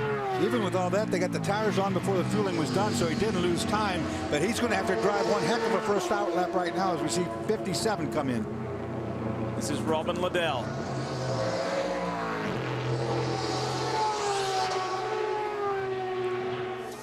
Robin Liddell in. He has not been happy with the handling of this 57 Camaro. In fact, he said in the beginning when you went out and ran about 10 laps, it became good. But as the day heated up, the car was not good over a long run. They needed to do this last pit stop, and Robin Liddell going to be happy to have 4 new Continental tires, the 59 in right behind him. Lee Keen stays behind the wheel. See if they can get a little better pit stop. They were delayed on tires last time, and that Brumos crew really trying to make sure that they get it done and get no mistakes like they had at Detroit. Working on the front tires right now. Taking some time. They use that one lug, that center hub. Stop is done, and Lee Keen back underway. You saw the blue and yellow BMW from Turner Motorsports flash by at the front of that screen. That was Auberlen. He is in really good shape in this race. There he is, coming out of the keyhole. The long run down to turn 4. Things looking good for the 94 squad. Jamie? Bill brought that car to a stop on pit lane, guys, and the only complaint that he had about that race car was that his water bottles had run out of gas. So the crewmen, they saved the day. They put new ice in his water bottles, filled him back up, and he's out and underway. Better not have gas in the water bottles. You get caught with that, you're in trouble. The key is what sort of pace can the leaders who have stayed out there, Dane Cameron run, and Jeff Siegel as well. Cameron's in. He was running good laps, though, 25s. If this is a good clean stop, it's going to be close between he and Auberlen for track position. Standard stop for Team Salem. They did hand Dane a plastic bag full of ice that he put in his shirt. The temperatures are very hot down here. The number 88 Camaro also in pit lane behind him. This is a great stop for Team Salem. Cleaning out the front grille right now, and they're going to finish the fuel, push Dane out. Number 88 still up on the jacks taking tires. They're holding Dane. Fuel is taking longer than expected to go in. All 4 tires are done. Well, already going into turn 1. There he goes. Just flashed by was Bill Auberlen. He is in his own zip code at the moment. Yeah, he is, but there's a few of these other guys yet to pit. Jeff Siegel, for example, he's got to come in, as well as Jonathan Bomarito, Espinlard, Pompelli. So we've got to see everything cycle out, but ultimately Bill Auberlen should be in pretty good shape. He's certainly got track position on Dane Cameron right now. Jordan Taylor exits pit lane. What's the state of play at the front of this field? We saw Richard Westbrook pit recently, 5.3 seconds over Angelelli. Here comes the FXDD Ferrari of Siegel. They're trying for their 3rd win in 6 races. That's beautiful execution, doing these 50, 51-minute stints with this Ferrari. Doesn't get the mileage of some of the other GT cars right now. They're going to work on that, but again, a flawless race so far. They just need to execute this final pit stop. Crew guys out. One of the things this team does so well is strategy. Ian Willis on the box made that early stop, and you called it, Calvin. It allowed them to split the last 2 runs. That's exactly what they did. Siegel very calm in the car right now. The car up on jacks. 4 new Continental tires and a load of Sunoco fuel. He'll be back underway. They're trying to pad to that championship points lead. I talked to him a little bit earlier. He said it's not time to change our strategy. We're going to run hard all year long. Keep our plan the way it is. And that's what it's going to. That's what's brought us this far. It's what's won us races. We hope it's what will win us a championship. He could come out right behind Bill Auberlen. I think he's ahead of Dane Cameron, certainly. So the 44 car in the picture there. So have to wait for everything to cycle through. But that was a good start for the FXDD boys. And you look at all the pit crew guys making it look like it was just simple. They weren't any hurry at all. And if you are seeing right, you see the 9 ahead of the 5. Just 2 laps ago was the 5 ahead of the 9. You want to see a replay? Is this Detroit all over again? Joao Barbosa on David Donahue up into the keyhole. Oh, it is Detroit all over again. Deja vu, baby. David was not happy about the move that Joao put on him in traffic in Detroit. Let's see the hit. That one was tight as well. Oh, David's not going to be at all happy about that. But it was a good clean pass. I mean, the door was open enough for Joao to stick it in there. He's a race car driver. You got to do. It's what he's paid to do. I don't think I'd leave that door open anymore. Did you just call him Joao? Is that his new nickname? Yeah, that sounds good. It does, actually. Well, Jamaican, isn't it? 70 is in, and Jonathan Bomarito has been in some really good scraps in this race. Where does this cycle the Speed Source machine? It's the last of those front-running GT cars to come in. David Haskell is certainly a keen strategist. They normally make the right moves. It's all about making sure this is a good, clean stop. When you're putting in a full fueler, it does give you a little bit of a buffer or a comfort factor in terms of anything going a little bit wrong. With the tire stop, you're typically waiting on fuel. Oh, this is going to be good. The FXDD Ferrari's just gone by the start-finish. He could come out in 3rd. There's Dane Cameron in the background. That was a good stop for Speed Source. Certainly a nice stop, no mistakes made there.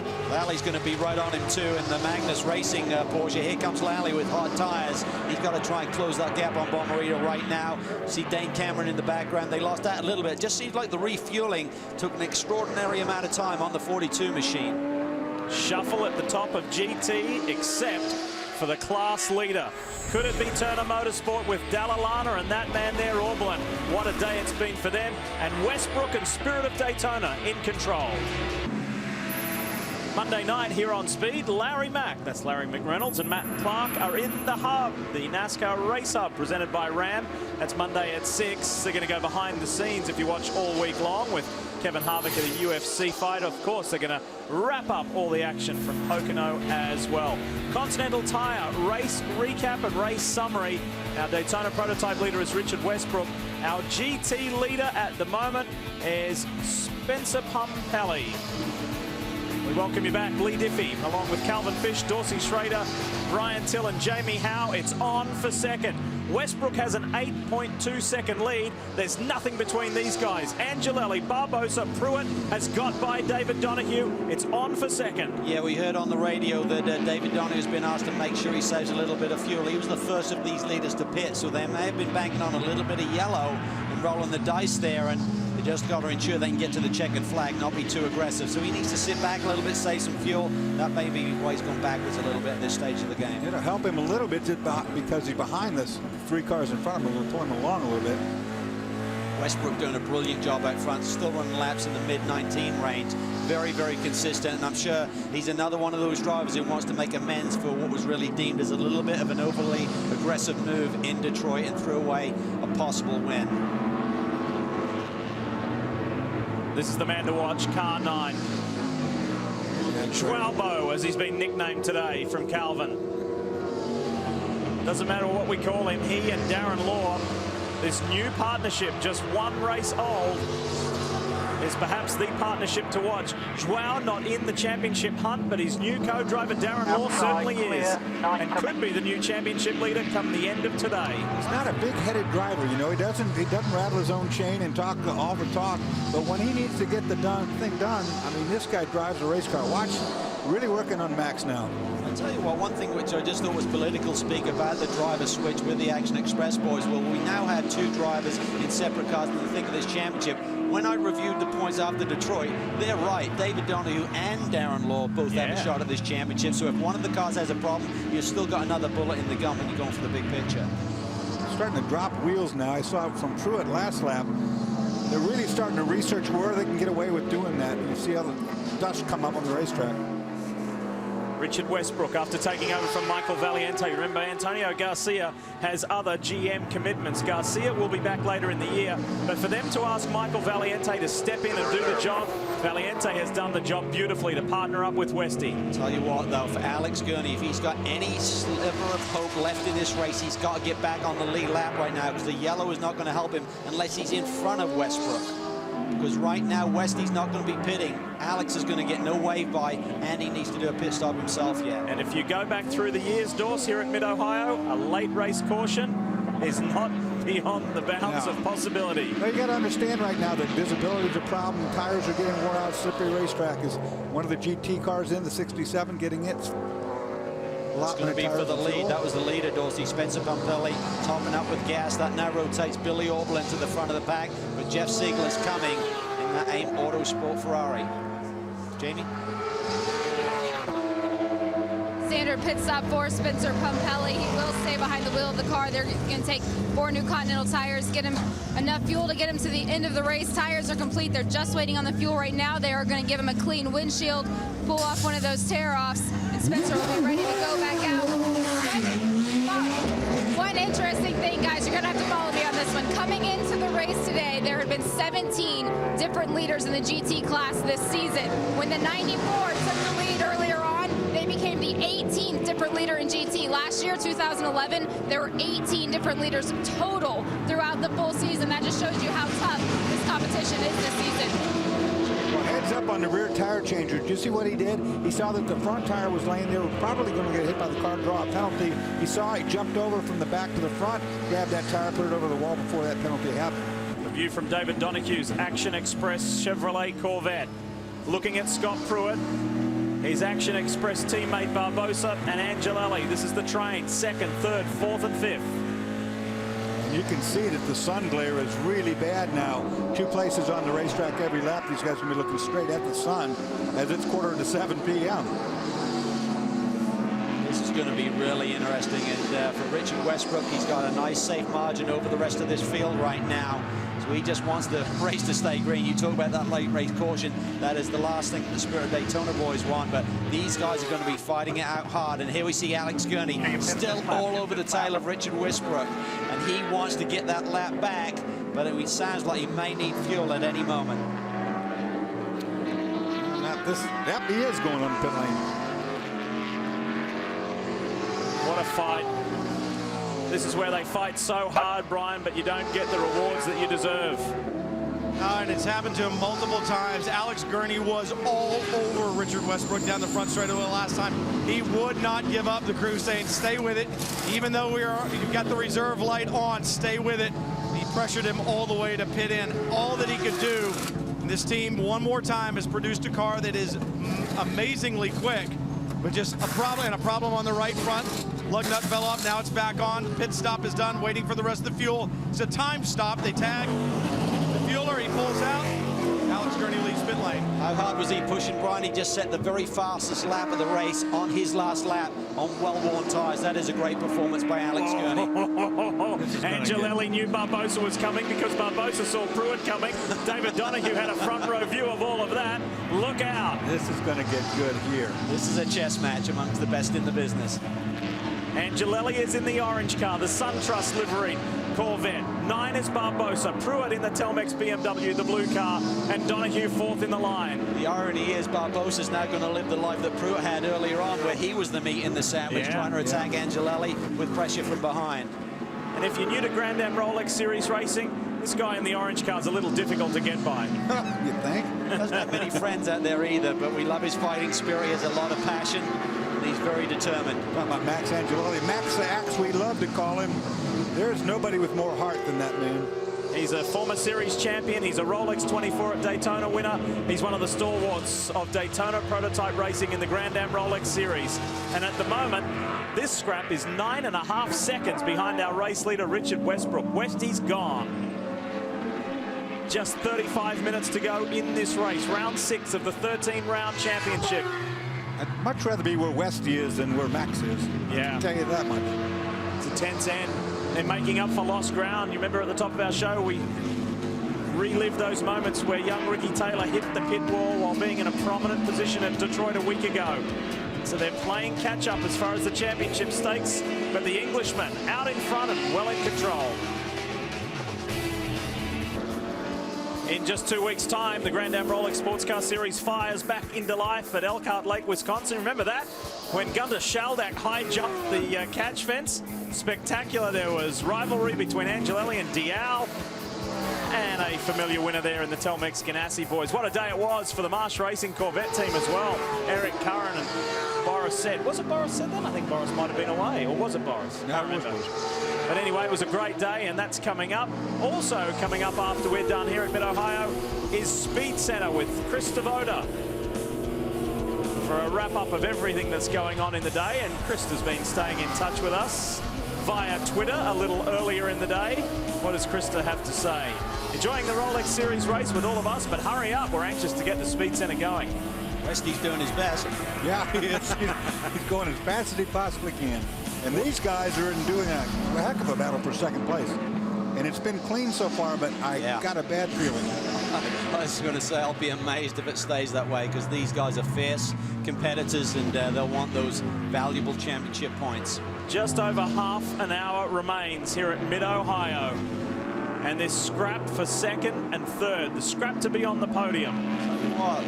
Slur is looming large as well. He's not far away behind this pack. Look at that. What a day for the 2 car.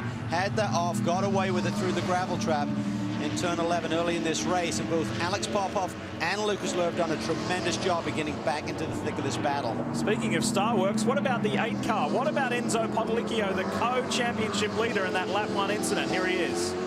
Last year it was Ryan Diel and Enzo Potolicchio who celebrated the victory here. This weekend has not been so good to you guys. Enzo, do you walk away from Mid-Ohio and look forward to Road America, a track a little bit longer that you think this Riley may perform a little better on? Not really. If Grand Am doesn't make any changes to help the Ford Riley package, we better not even go to Road America. They're going to spank us there. Their overall stint average speed and the stint is so much better than us. We can put together a lap on when the tire is good, but our stints is really bad. Right now, the guys down at Star Works feel like they're having a fight with one hand tied behind their back, guys. Well, you know, I hate to hear drivers say that because you got to keep your attitude up and you got to keep digging, you know, don't you? I mean, well, they're frustrated. I mean, they like to be competitive. They feel they've got a great team that they've put together. Enzo and Alex have done a tremendous job as Pro-Am drivers, and they feel in Lucas and Ryan, they've got two of the best in the business. They feel they should be fighting for front row positions, not 6th, 7th, and 8th. So I understand that, but in race trim today, both cars have been really, really good, especially the two. So there's certainly some pace in that car, but I think it's harder to find than with the Corvette. That seems to have much more downforce right now. Let's switch gears to GT. Class leader is Bill Aublin. By how much? 6 seconds over the FXDD Ferrari of Jeff Siegel. What a day it's been. These guys have been super consistent this year, all bar the mechanical issues they had at the Rolex 24. They've finished in the top 5 every race, which has been a really nice result. But GT is so competitive, and when you've got this new Ferrari 458 winning 2 out of the 5 races, top 5s are just not enough. You've got to be up there on the podium. Yeah, and Bill Aublin said to me the other day, he said, yeah, we've been finishing in the top 5. That's been because other people have had problems. We've had good pit strategy. We haven't made mistakes. He said, when you look at our average pace during the race, we're like the 8th, 10th, 12th place car. So he said, we've really performed a lot better than our pace shows, and we need some help. They got 50 pounds. He didn't think it was enough. And but Will Turner said that's a pretty good step. That'll point us in the right direction. That's proven so here today. Well, Calvin, we talked about it earlier in the week, and you said you had a feeling about Bill. You said, I think it's gonna be his race, or his kind of a race. And once he got that lead, he's just pulled away from everyone right now. Good scrap here between 57 and 70. But speaking of Turner, I want to put a period on something. Aublin is a race winner here before at the Mid-Ohio Sports Car Course. Last time he won was with his old Turner teammate, Joey Hand. I want to give a shout out to Joey because just a couple of weeks ago in the DTM Series in Europe, in only his 5th race, Joey Hand finished in the top 10 in 9th. That was an awesome performance. It was a great run, and probably more impressive was his pace in practice and qualifying. Qualified 5th, and there's some big boys over there. Joey's learning the ropes, and he's going to be a factor before this season is out. What about that 70 battle we get back to? Bommarito is all over Robin Liddell. Look to the bottom of the hill there. There is the 70. Bommarito is trying as hard as he can, and he's keeping a watchful eye in the mirror as well. Let's go to the Speed Source camp. Here's the boss. And Sylvain Tremblay keeping a watchful eye on Jonathan Bommarito. He's in the middle of the battle right now. How strong is that Mazda? It's very strong. I mean, Jonathan's really turning out. I think he's turning the fastest lap of the race. Our Castrol Moss-based Mazda's just flying today. Just track position where we got us. So obviously, it's hard to pass some of the cars ahead of us, and we're running a little hot. So when he gets close, so we're hoping somebody makes a mistake, somebody in front. But you know, hopefully we'll get it on the podium here today. Jonathan's driven real well. The team's worked real hard, and we'd like to get some momentum from our Detroit podium. So try to be back on the podium here in Mid-Ohio. You guys qualified further back than you had hoped for. What changes did you make to that car to get it where it is? In the practice session before qualifying, the car was pretty good, and then we went the wrong way. So that was my fault. You know, the guys did exactly what I wanted. I picked wrong. We put it back, and it was good. So now Jonathan is right where it needs to be. In podium contention today. They're hanging in there very much in the championship chase. That's what Sylvain was alluding to, which is good. Robin Liddell, he's used to fighting this 70 Speed Source Mazda. He, in turn, is not that far away from Jeff Siegel. So this podium is far from being determined with 26 minutes to go here in Mid-Ohio. Yeah, he's really closing down there for that spot. You know, up front we have Bill Aublin. He looks pretty comfy. But Siegel, Liddell, Bommarito, they're going to fight hard for those final podium spots. Here comes the Gago prototype cars fighting for second, which are really going to cut through this field like hot knife in the butter. Watch these guys come on to them. They're not going to show any mercy now, the way they've been driving. Did I see the 01 ahead of the 9? Indeed he is. Yeah. Pruitt has got by Barbosa. I thought I saw the blue car ahead of the 9. And look at this, Scott Pruitt is mounting a late race challenge. Well, Angelelli's going to have to thread his way carefully through here because Pruitt is going to pounce. He realizes that time is running out. This could be his prime opportunity. Big gaggle of GT cars. This is what I was talking about when I saw him catching this group of GT cars that are fighting so hard amongst themselves. It's going to open a window. There's a little bit of extra spirit and passion driving Scott Pruitt today in the Ganassi team. Of course, they're part of that massive organization with NASCAR, IndyCar and sports cars. But the sports car crew are a very tight-knit little group. One of their members, Trevor Montgomery, had to return to Indianapolis last night. His mother unexpectedly passed away. Trev, our thoughts are with you and your family, and I know that the team are really rallying hard in your spirit and with your mum in their thoughts. Things settled down here. We see Barbosa now under attack from David Donahue. So David's coming back. Maybe he's saved enough fuel, and the team has said, okay, open it up a little bit. It's all as a result of not getting by Bomarito. As you saw Pruitt muscle his way by and get through cleanly. That stopped right there as far as the rest of the Daytona prototypes. Did cost Pruitt a little bit of time as well, Dorsey. You can see there Angela's got a few car lengths now, some breathing room, so he did a really nice job of managing that traffic. That is really a craft in itself in terms of not succumbing to the pressure and forcing the issue too quickly. Shows you the speed difference down into turn 4 between a prototype and a GT, and a leading prototype and a leading GT car. Pruitt whips by Jeff Siegel. Real rhythm section to the racetrack here. You have to hit your marks. If you get off through this section, it'll just affect the very next corner. You've got to correct your mistake immediately and not compound the error. These boys don't do that. They're the best. We need to sneak away from Mid-Ohio for another break. It's domination at the front. Richard Westbrook is almost up to a double-digit lead. What a day for Spirit of Daytona. Overall and Daytona prototype leader Richard Westbrook. It's his first full season in Daytona prototypes. The European driver, the multi-time Porsche Super Cup champ, factory GM driver. What a year it's been for Westy. It really has, and he's got a big week ahead of him. He's one of the Corvette boys. He'll be competing at Le Mans next weekend, so he'll be heading over after this race to go through technical inspection, scrutineering, and then into the race week. So, but what a way to go into it with some momentum. I mean, he really feels that he had the car to beat last weekend at Detroit. Very frustrated with that situation in terms of the win potentially in Detroit, GM's home ground, of course, and also the championship implications. But what a way to rebound if he can hang on for a win here today. A little bit like our Dorsey Schrader. He's a very good driver, and he's a real larrikin as well. Good personality to have in the paddock, and he's laid down the gauntlet.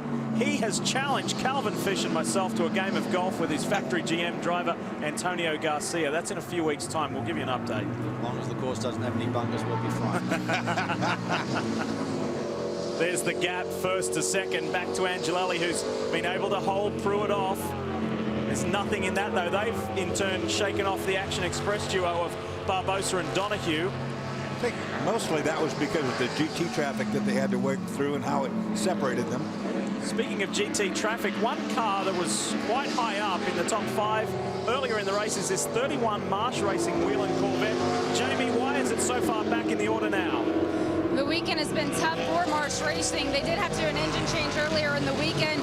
The car was working great, though. They got it back up to speed, but today they have a fuel pickup issue. They've had to make 3 pit stops so far. They're going to have to come in before the end of the race to make another one. What happens is when it gets to about half a tank, it's not getting any more fuel, so they have to keep stopping to refuel it. So tough day for the Whelen guys. Brian?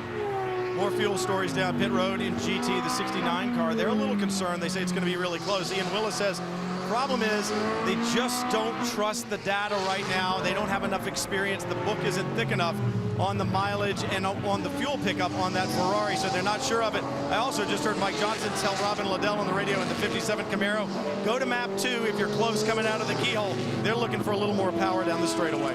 Well, if they're running a similar map setting on this final stint, they should be okay, Brian. I mean, on that second to last run, they did about 52, 53 minutes, and they were about 48, 49 on the board when Jeff Siegel made that final stop. So unless he's burning more fuel on this final run, the telemetry should be telling them positive in terms of the fuel left at the end of this race. That team we're talking about would still maintain the championship, Emil Asentado and Jeff Siegel, by 11 points, so they would extend their lead over Robin Liddell by 2 because they're ahead of him in this race. John Potter and Andy Lally would stay in touch, and Jonathan Bomarito as well for the Speed Source number 70 entry. So That's not as tight as what we will see here between Pruitt and Angelelli. Oh, look at this. Here comes Barbosa. That's good. Big touch. That was big contact. And there's Angelelli. I think he's got tired as he does. Right rear is flat. That wasn't contact. That was contact between Pruitt. Joao's gone as well. Barbosa spins as well. Also a flat tire. I'm sure Taylor cannot believe this. They are done. They're not going to get back. Caution. They're not going to make it back, or they're not going to win the race. Super aggression there by Max Angelelli. I mean, Scott forced his way through, and then Max didn't want to lose another spot to Joao and fought it hard and paid the penalty. They need another replay, get a better look. What happened to Joao? Because it looked like he was going around as well. Here's the Pruitt move. Great move. Wow. Power braking right there. Now they touch with it. No damage. Nothing yet. Watch what this. happens. Max is in the dirt there, and Barbosa's basically got him. It cut both rear tires. It ruined both rear wheels. Watch, they hit wheel to wheel. Watch when they get to the bottom of the hill. What happens to Barbosa here? Same thing, left rear. Look at the left rear of Barbosa. It destroyed both rear wheels when they hit side to side. They climbed each other's wheel. I think we're going to find out here. We're going to see here from David Donohue's view. He's right behind his teammate. Watch ahead. And there goes Barbosa. Wow, let's go to the SunTrust camp now. Wayne Taylor, it's 2 weeks in a row that things were looking really good, and then they turned really bad very quickly. I don't know if you got a chance to see it on the monitor. No, very difficult to see it on the monitor. We can only tell you what Max said, but yeah, it's just a shame, really. You know, we had a second place car, would have been really good for the points. The 9 car's been aggressive all weekend. It's been aggressive last race, but it's racing, so I guess we'll just figure it out and go to the next one. Well, they dug themselves out of a hole after the Rolex 24. The hole's pretty deep that they're going to have to dig out of now, guys.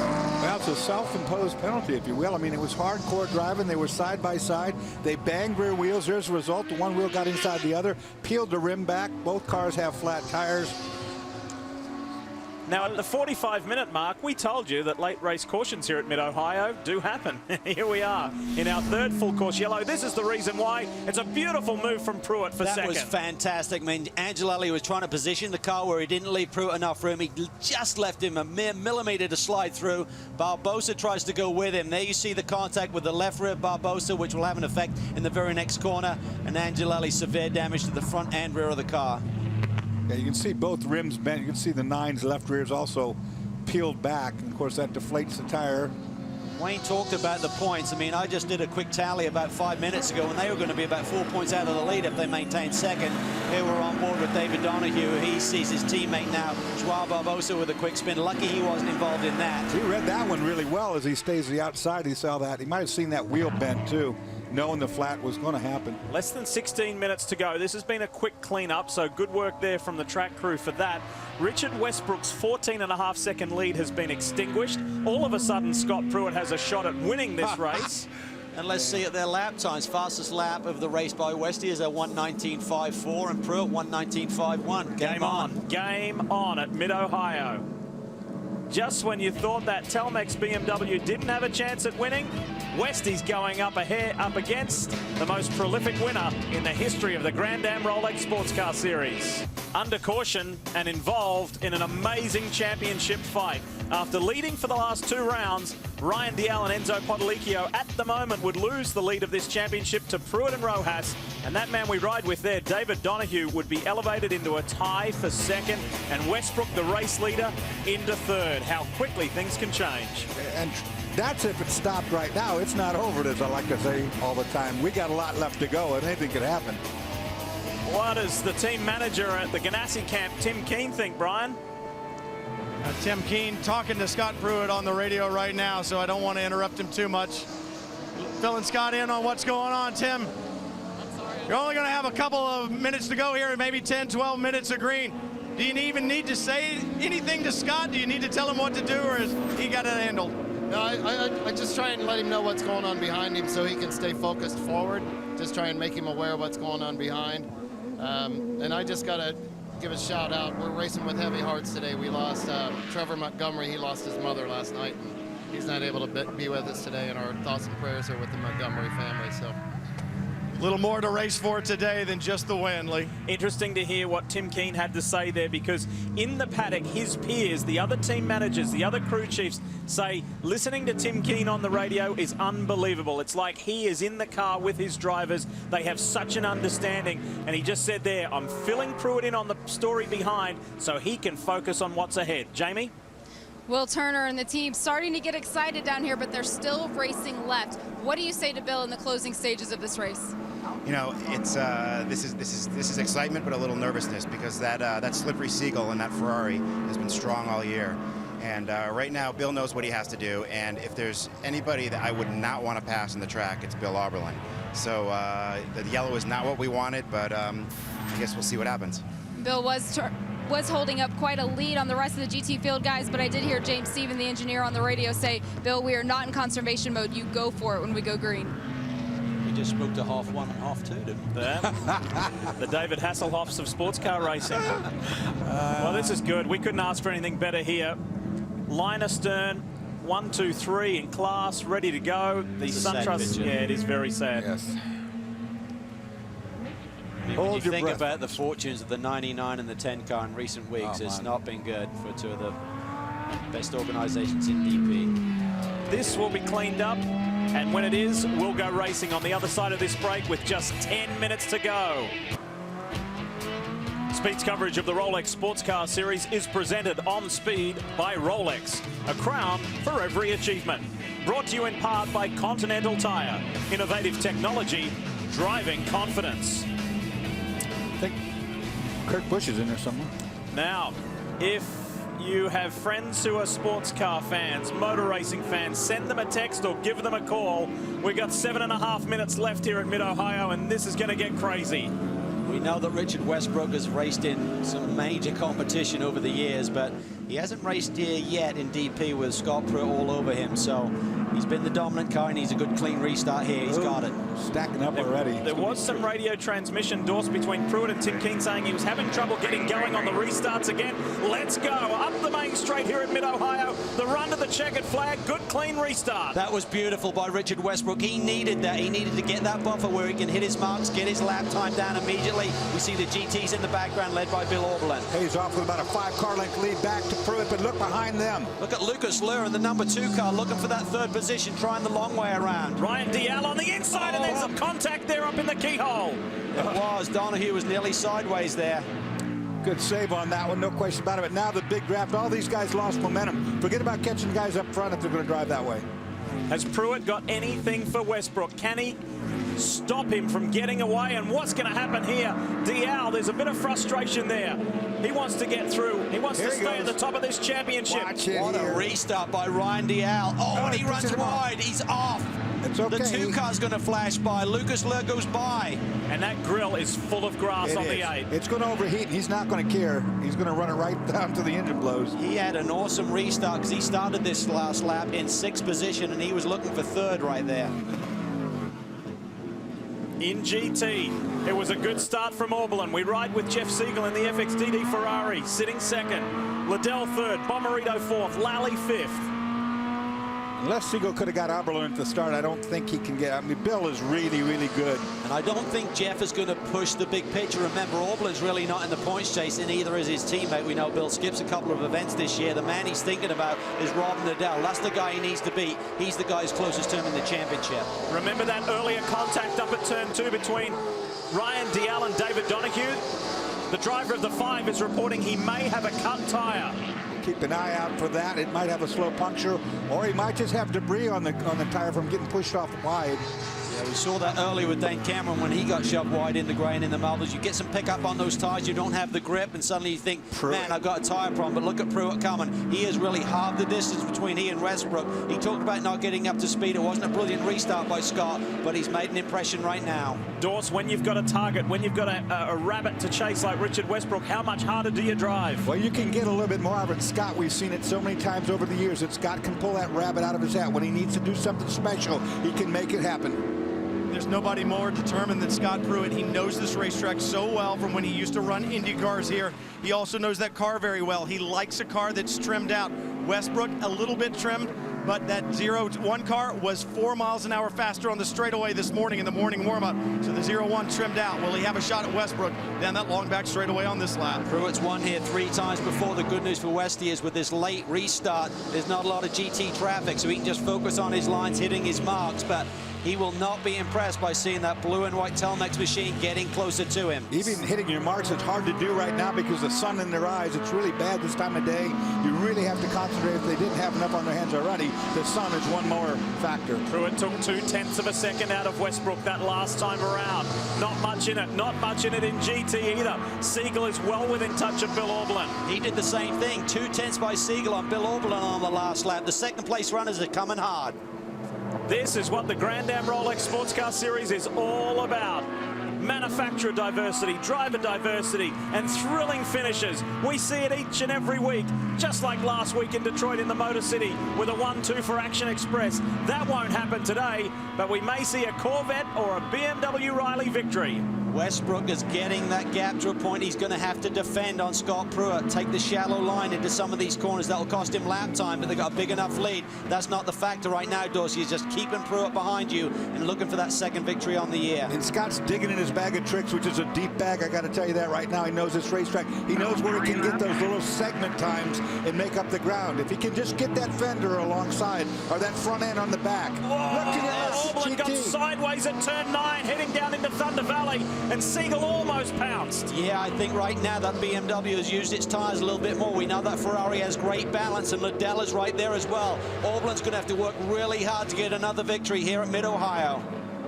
Keep an eye on that third place 57 Stevenson Camaro, because Robin Liddell has been victorious here numerous occasions at Mid-Ohio.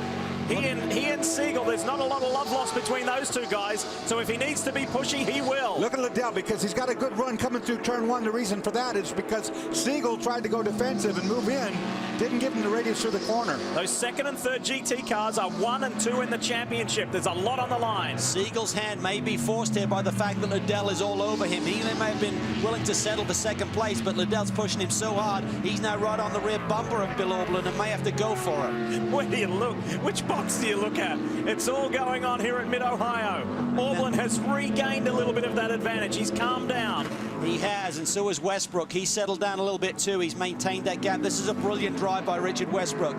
Valiante did a superb opening stint, keeping them right in the mix, but Pruitt is coming hard. But right now, it seems like both cars are pretty even on lap time over the last 2 laps. Less than 2 minutes to run. Next time by, they'll see that white flag signifying the final lap. Pruitt, 0.004 of a second faster than Westbrook. That's how close they are right now. Almost identical lap times on the last one. Last week in the Motor City, we saw an all Chevrolet day in both Daytona prototypes and GT. We could see the same here with BMW, but it's a hard task for Scott Pruitt, not only to get up with Richard Westbrook, but to get by him. Richard Westbrook has made a home of this car in this series, guys. He's comfortable in this car, and you can tell by the way he drives it. The last couple of races in a row, he has really become one with that machine. He and his teammate Michael Valiante share one thing in common. They've only got 1 Daytona prototype victory each. Valiante's was all the way back in 2008 in the SunTrust Dallara, then at Sonoma and Infineon Raceway in Northern California. For Richard Westbrook, it was earlier this year with his full-time co-driver Antonio Garcia at Barber Motorsports Park. Valiante is only going to see action one more time in this car at Montreal. At the next round, Garcia will be back, and for the 6 hour, I believe Ollie Gavin is going to join Garcia and Westbrook in this machine. But that is the last thing on his mind right now is his other teammates. He just wants to get it to the checker. 34 seconds left, and they're going to go around one more time because they're going to get by start finish right here. White flag is out. 2.25 miles before it's the second victory for Spirit of Daytona Racing. What an anxious last lap for the Englishman. Auberlen is in control in GT. That's where he lost it before, and Siegel wasn't close enough to snatch that lead away. Yeah, Auberlen has regrouped nicely. Certainly that BMW didn't come up to speed immediately and was feeling some heat there from the Ferrari. But up front in DPs, it is Westbrook. Traffic has not been a factor after this restart. The 31 machine is way ahead. He's running pretty slow, though. He may get caught here by these DP leaders before the checkered flag flies. 1 more to go for Billy Auberlen. Siegel, Liddell, Bomarito and Lally, the top 5 running well. For Dane Cameron, there'll be a little frustration there because he should have been a podium contender. There's the 31 car. Will he allow? Yes, he does. Gets out of the way nicely. Let these two leaders fight it out. Traffic has not been a factor, not 1 ounce. Not much now Pruitt can do is hope for a mistake. All you can do is push your car to its limit. Hope the guy in front of you makes a mistake and you can capitalize, but not likely. What a weekend potentially for Michael Valiante. Continental Tire Sports Car Challenge race earlier today in the ST class won by him. Pruitt comes ever so close. There was a Riley chassis car won the Rolex 24. Ever since, it's been Corvette domination. And Westbrook and Valiante go to victory lane at Mid-Ohio. What a day for the Daytona-based team. Troy Fliss and his group, superb performance. And in GT, Billy Aublin, he won here in the BMW M6. They've yet to win here in this M3, and he's about a quarter of a lap away from celebrating with Paul Dalla. Their last win came at Barber a year ago. Like what I saw Pruitt do, though, he backed away a little bit, so if he could get a run, he could carry the momentum. He almost did make it. Final couple of turns for Bill Aublin. They thought they could be strong here. The 50 pounds that was stripped from that car has paid dividends. Dalla and Aublin, they win it at Mid-Ohio in the Turner Motorsport BMW. Good work, really good work from those guys. Superb run by this man. He did a great opening stint, keeping that car in the top 6. That set up Billy Aublin for the victory here today. Talking about Paul Dalla, he's on pit wall right there. Did a great opening stint, like you said, Calvin, no doubt. Margin of victory in both classes, guys. Man, that was tight. We have got a new star in the Rolex Sports Car Series. His name is Richard Westbrook. What a drive to hold Scott Pruitt off. And Spirit of Daytona are real contenders in this 2012 championship.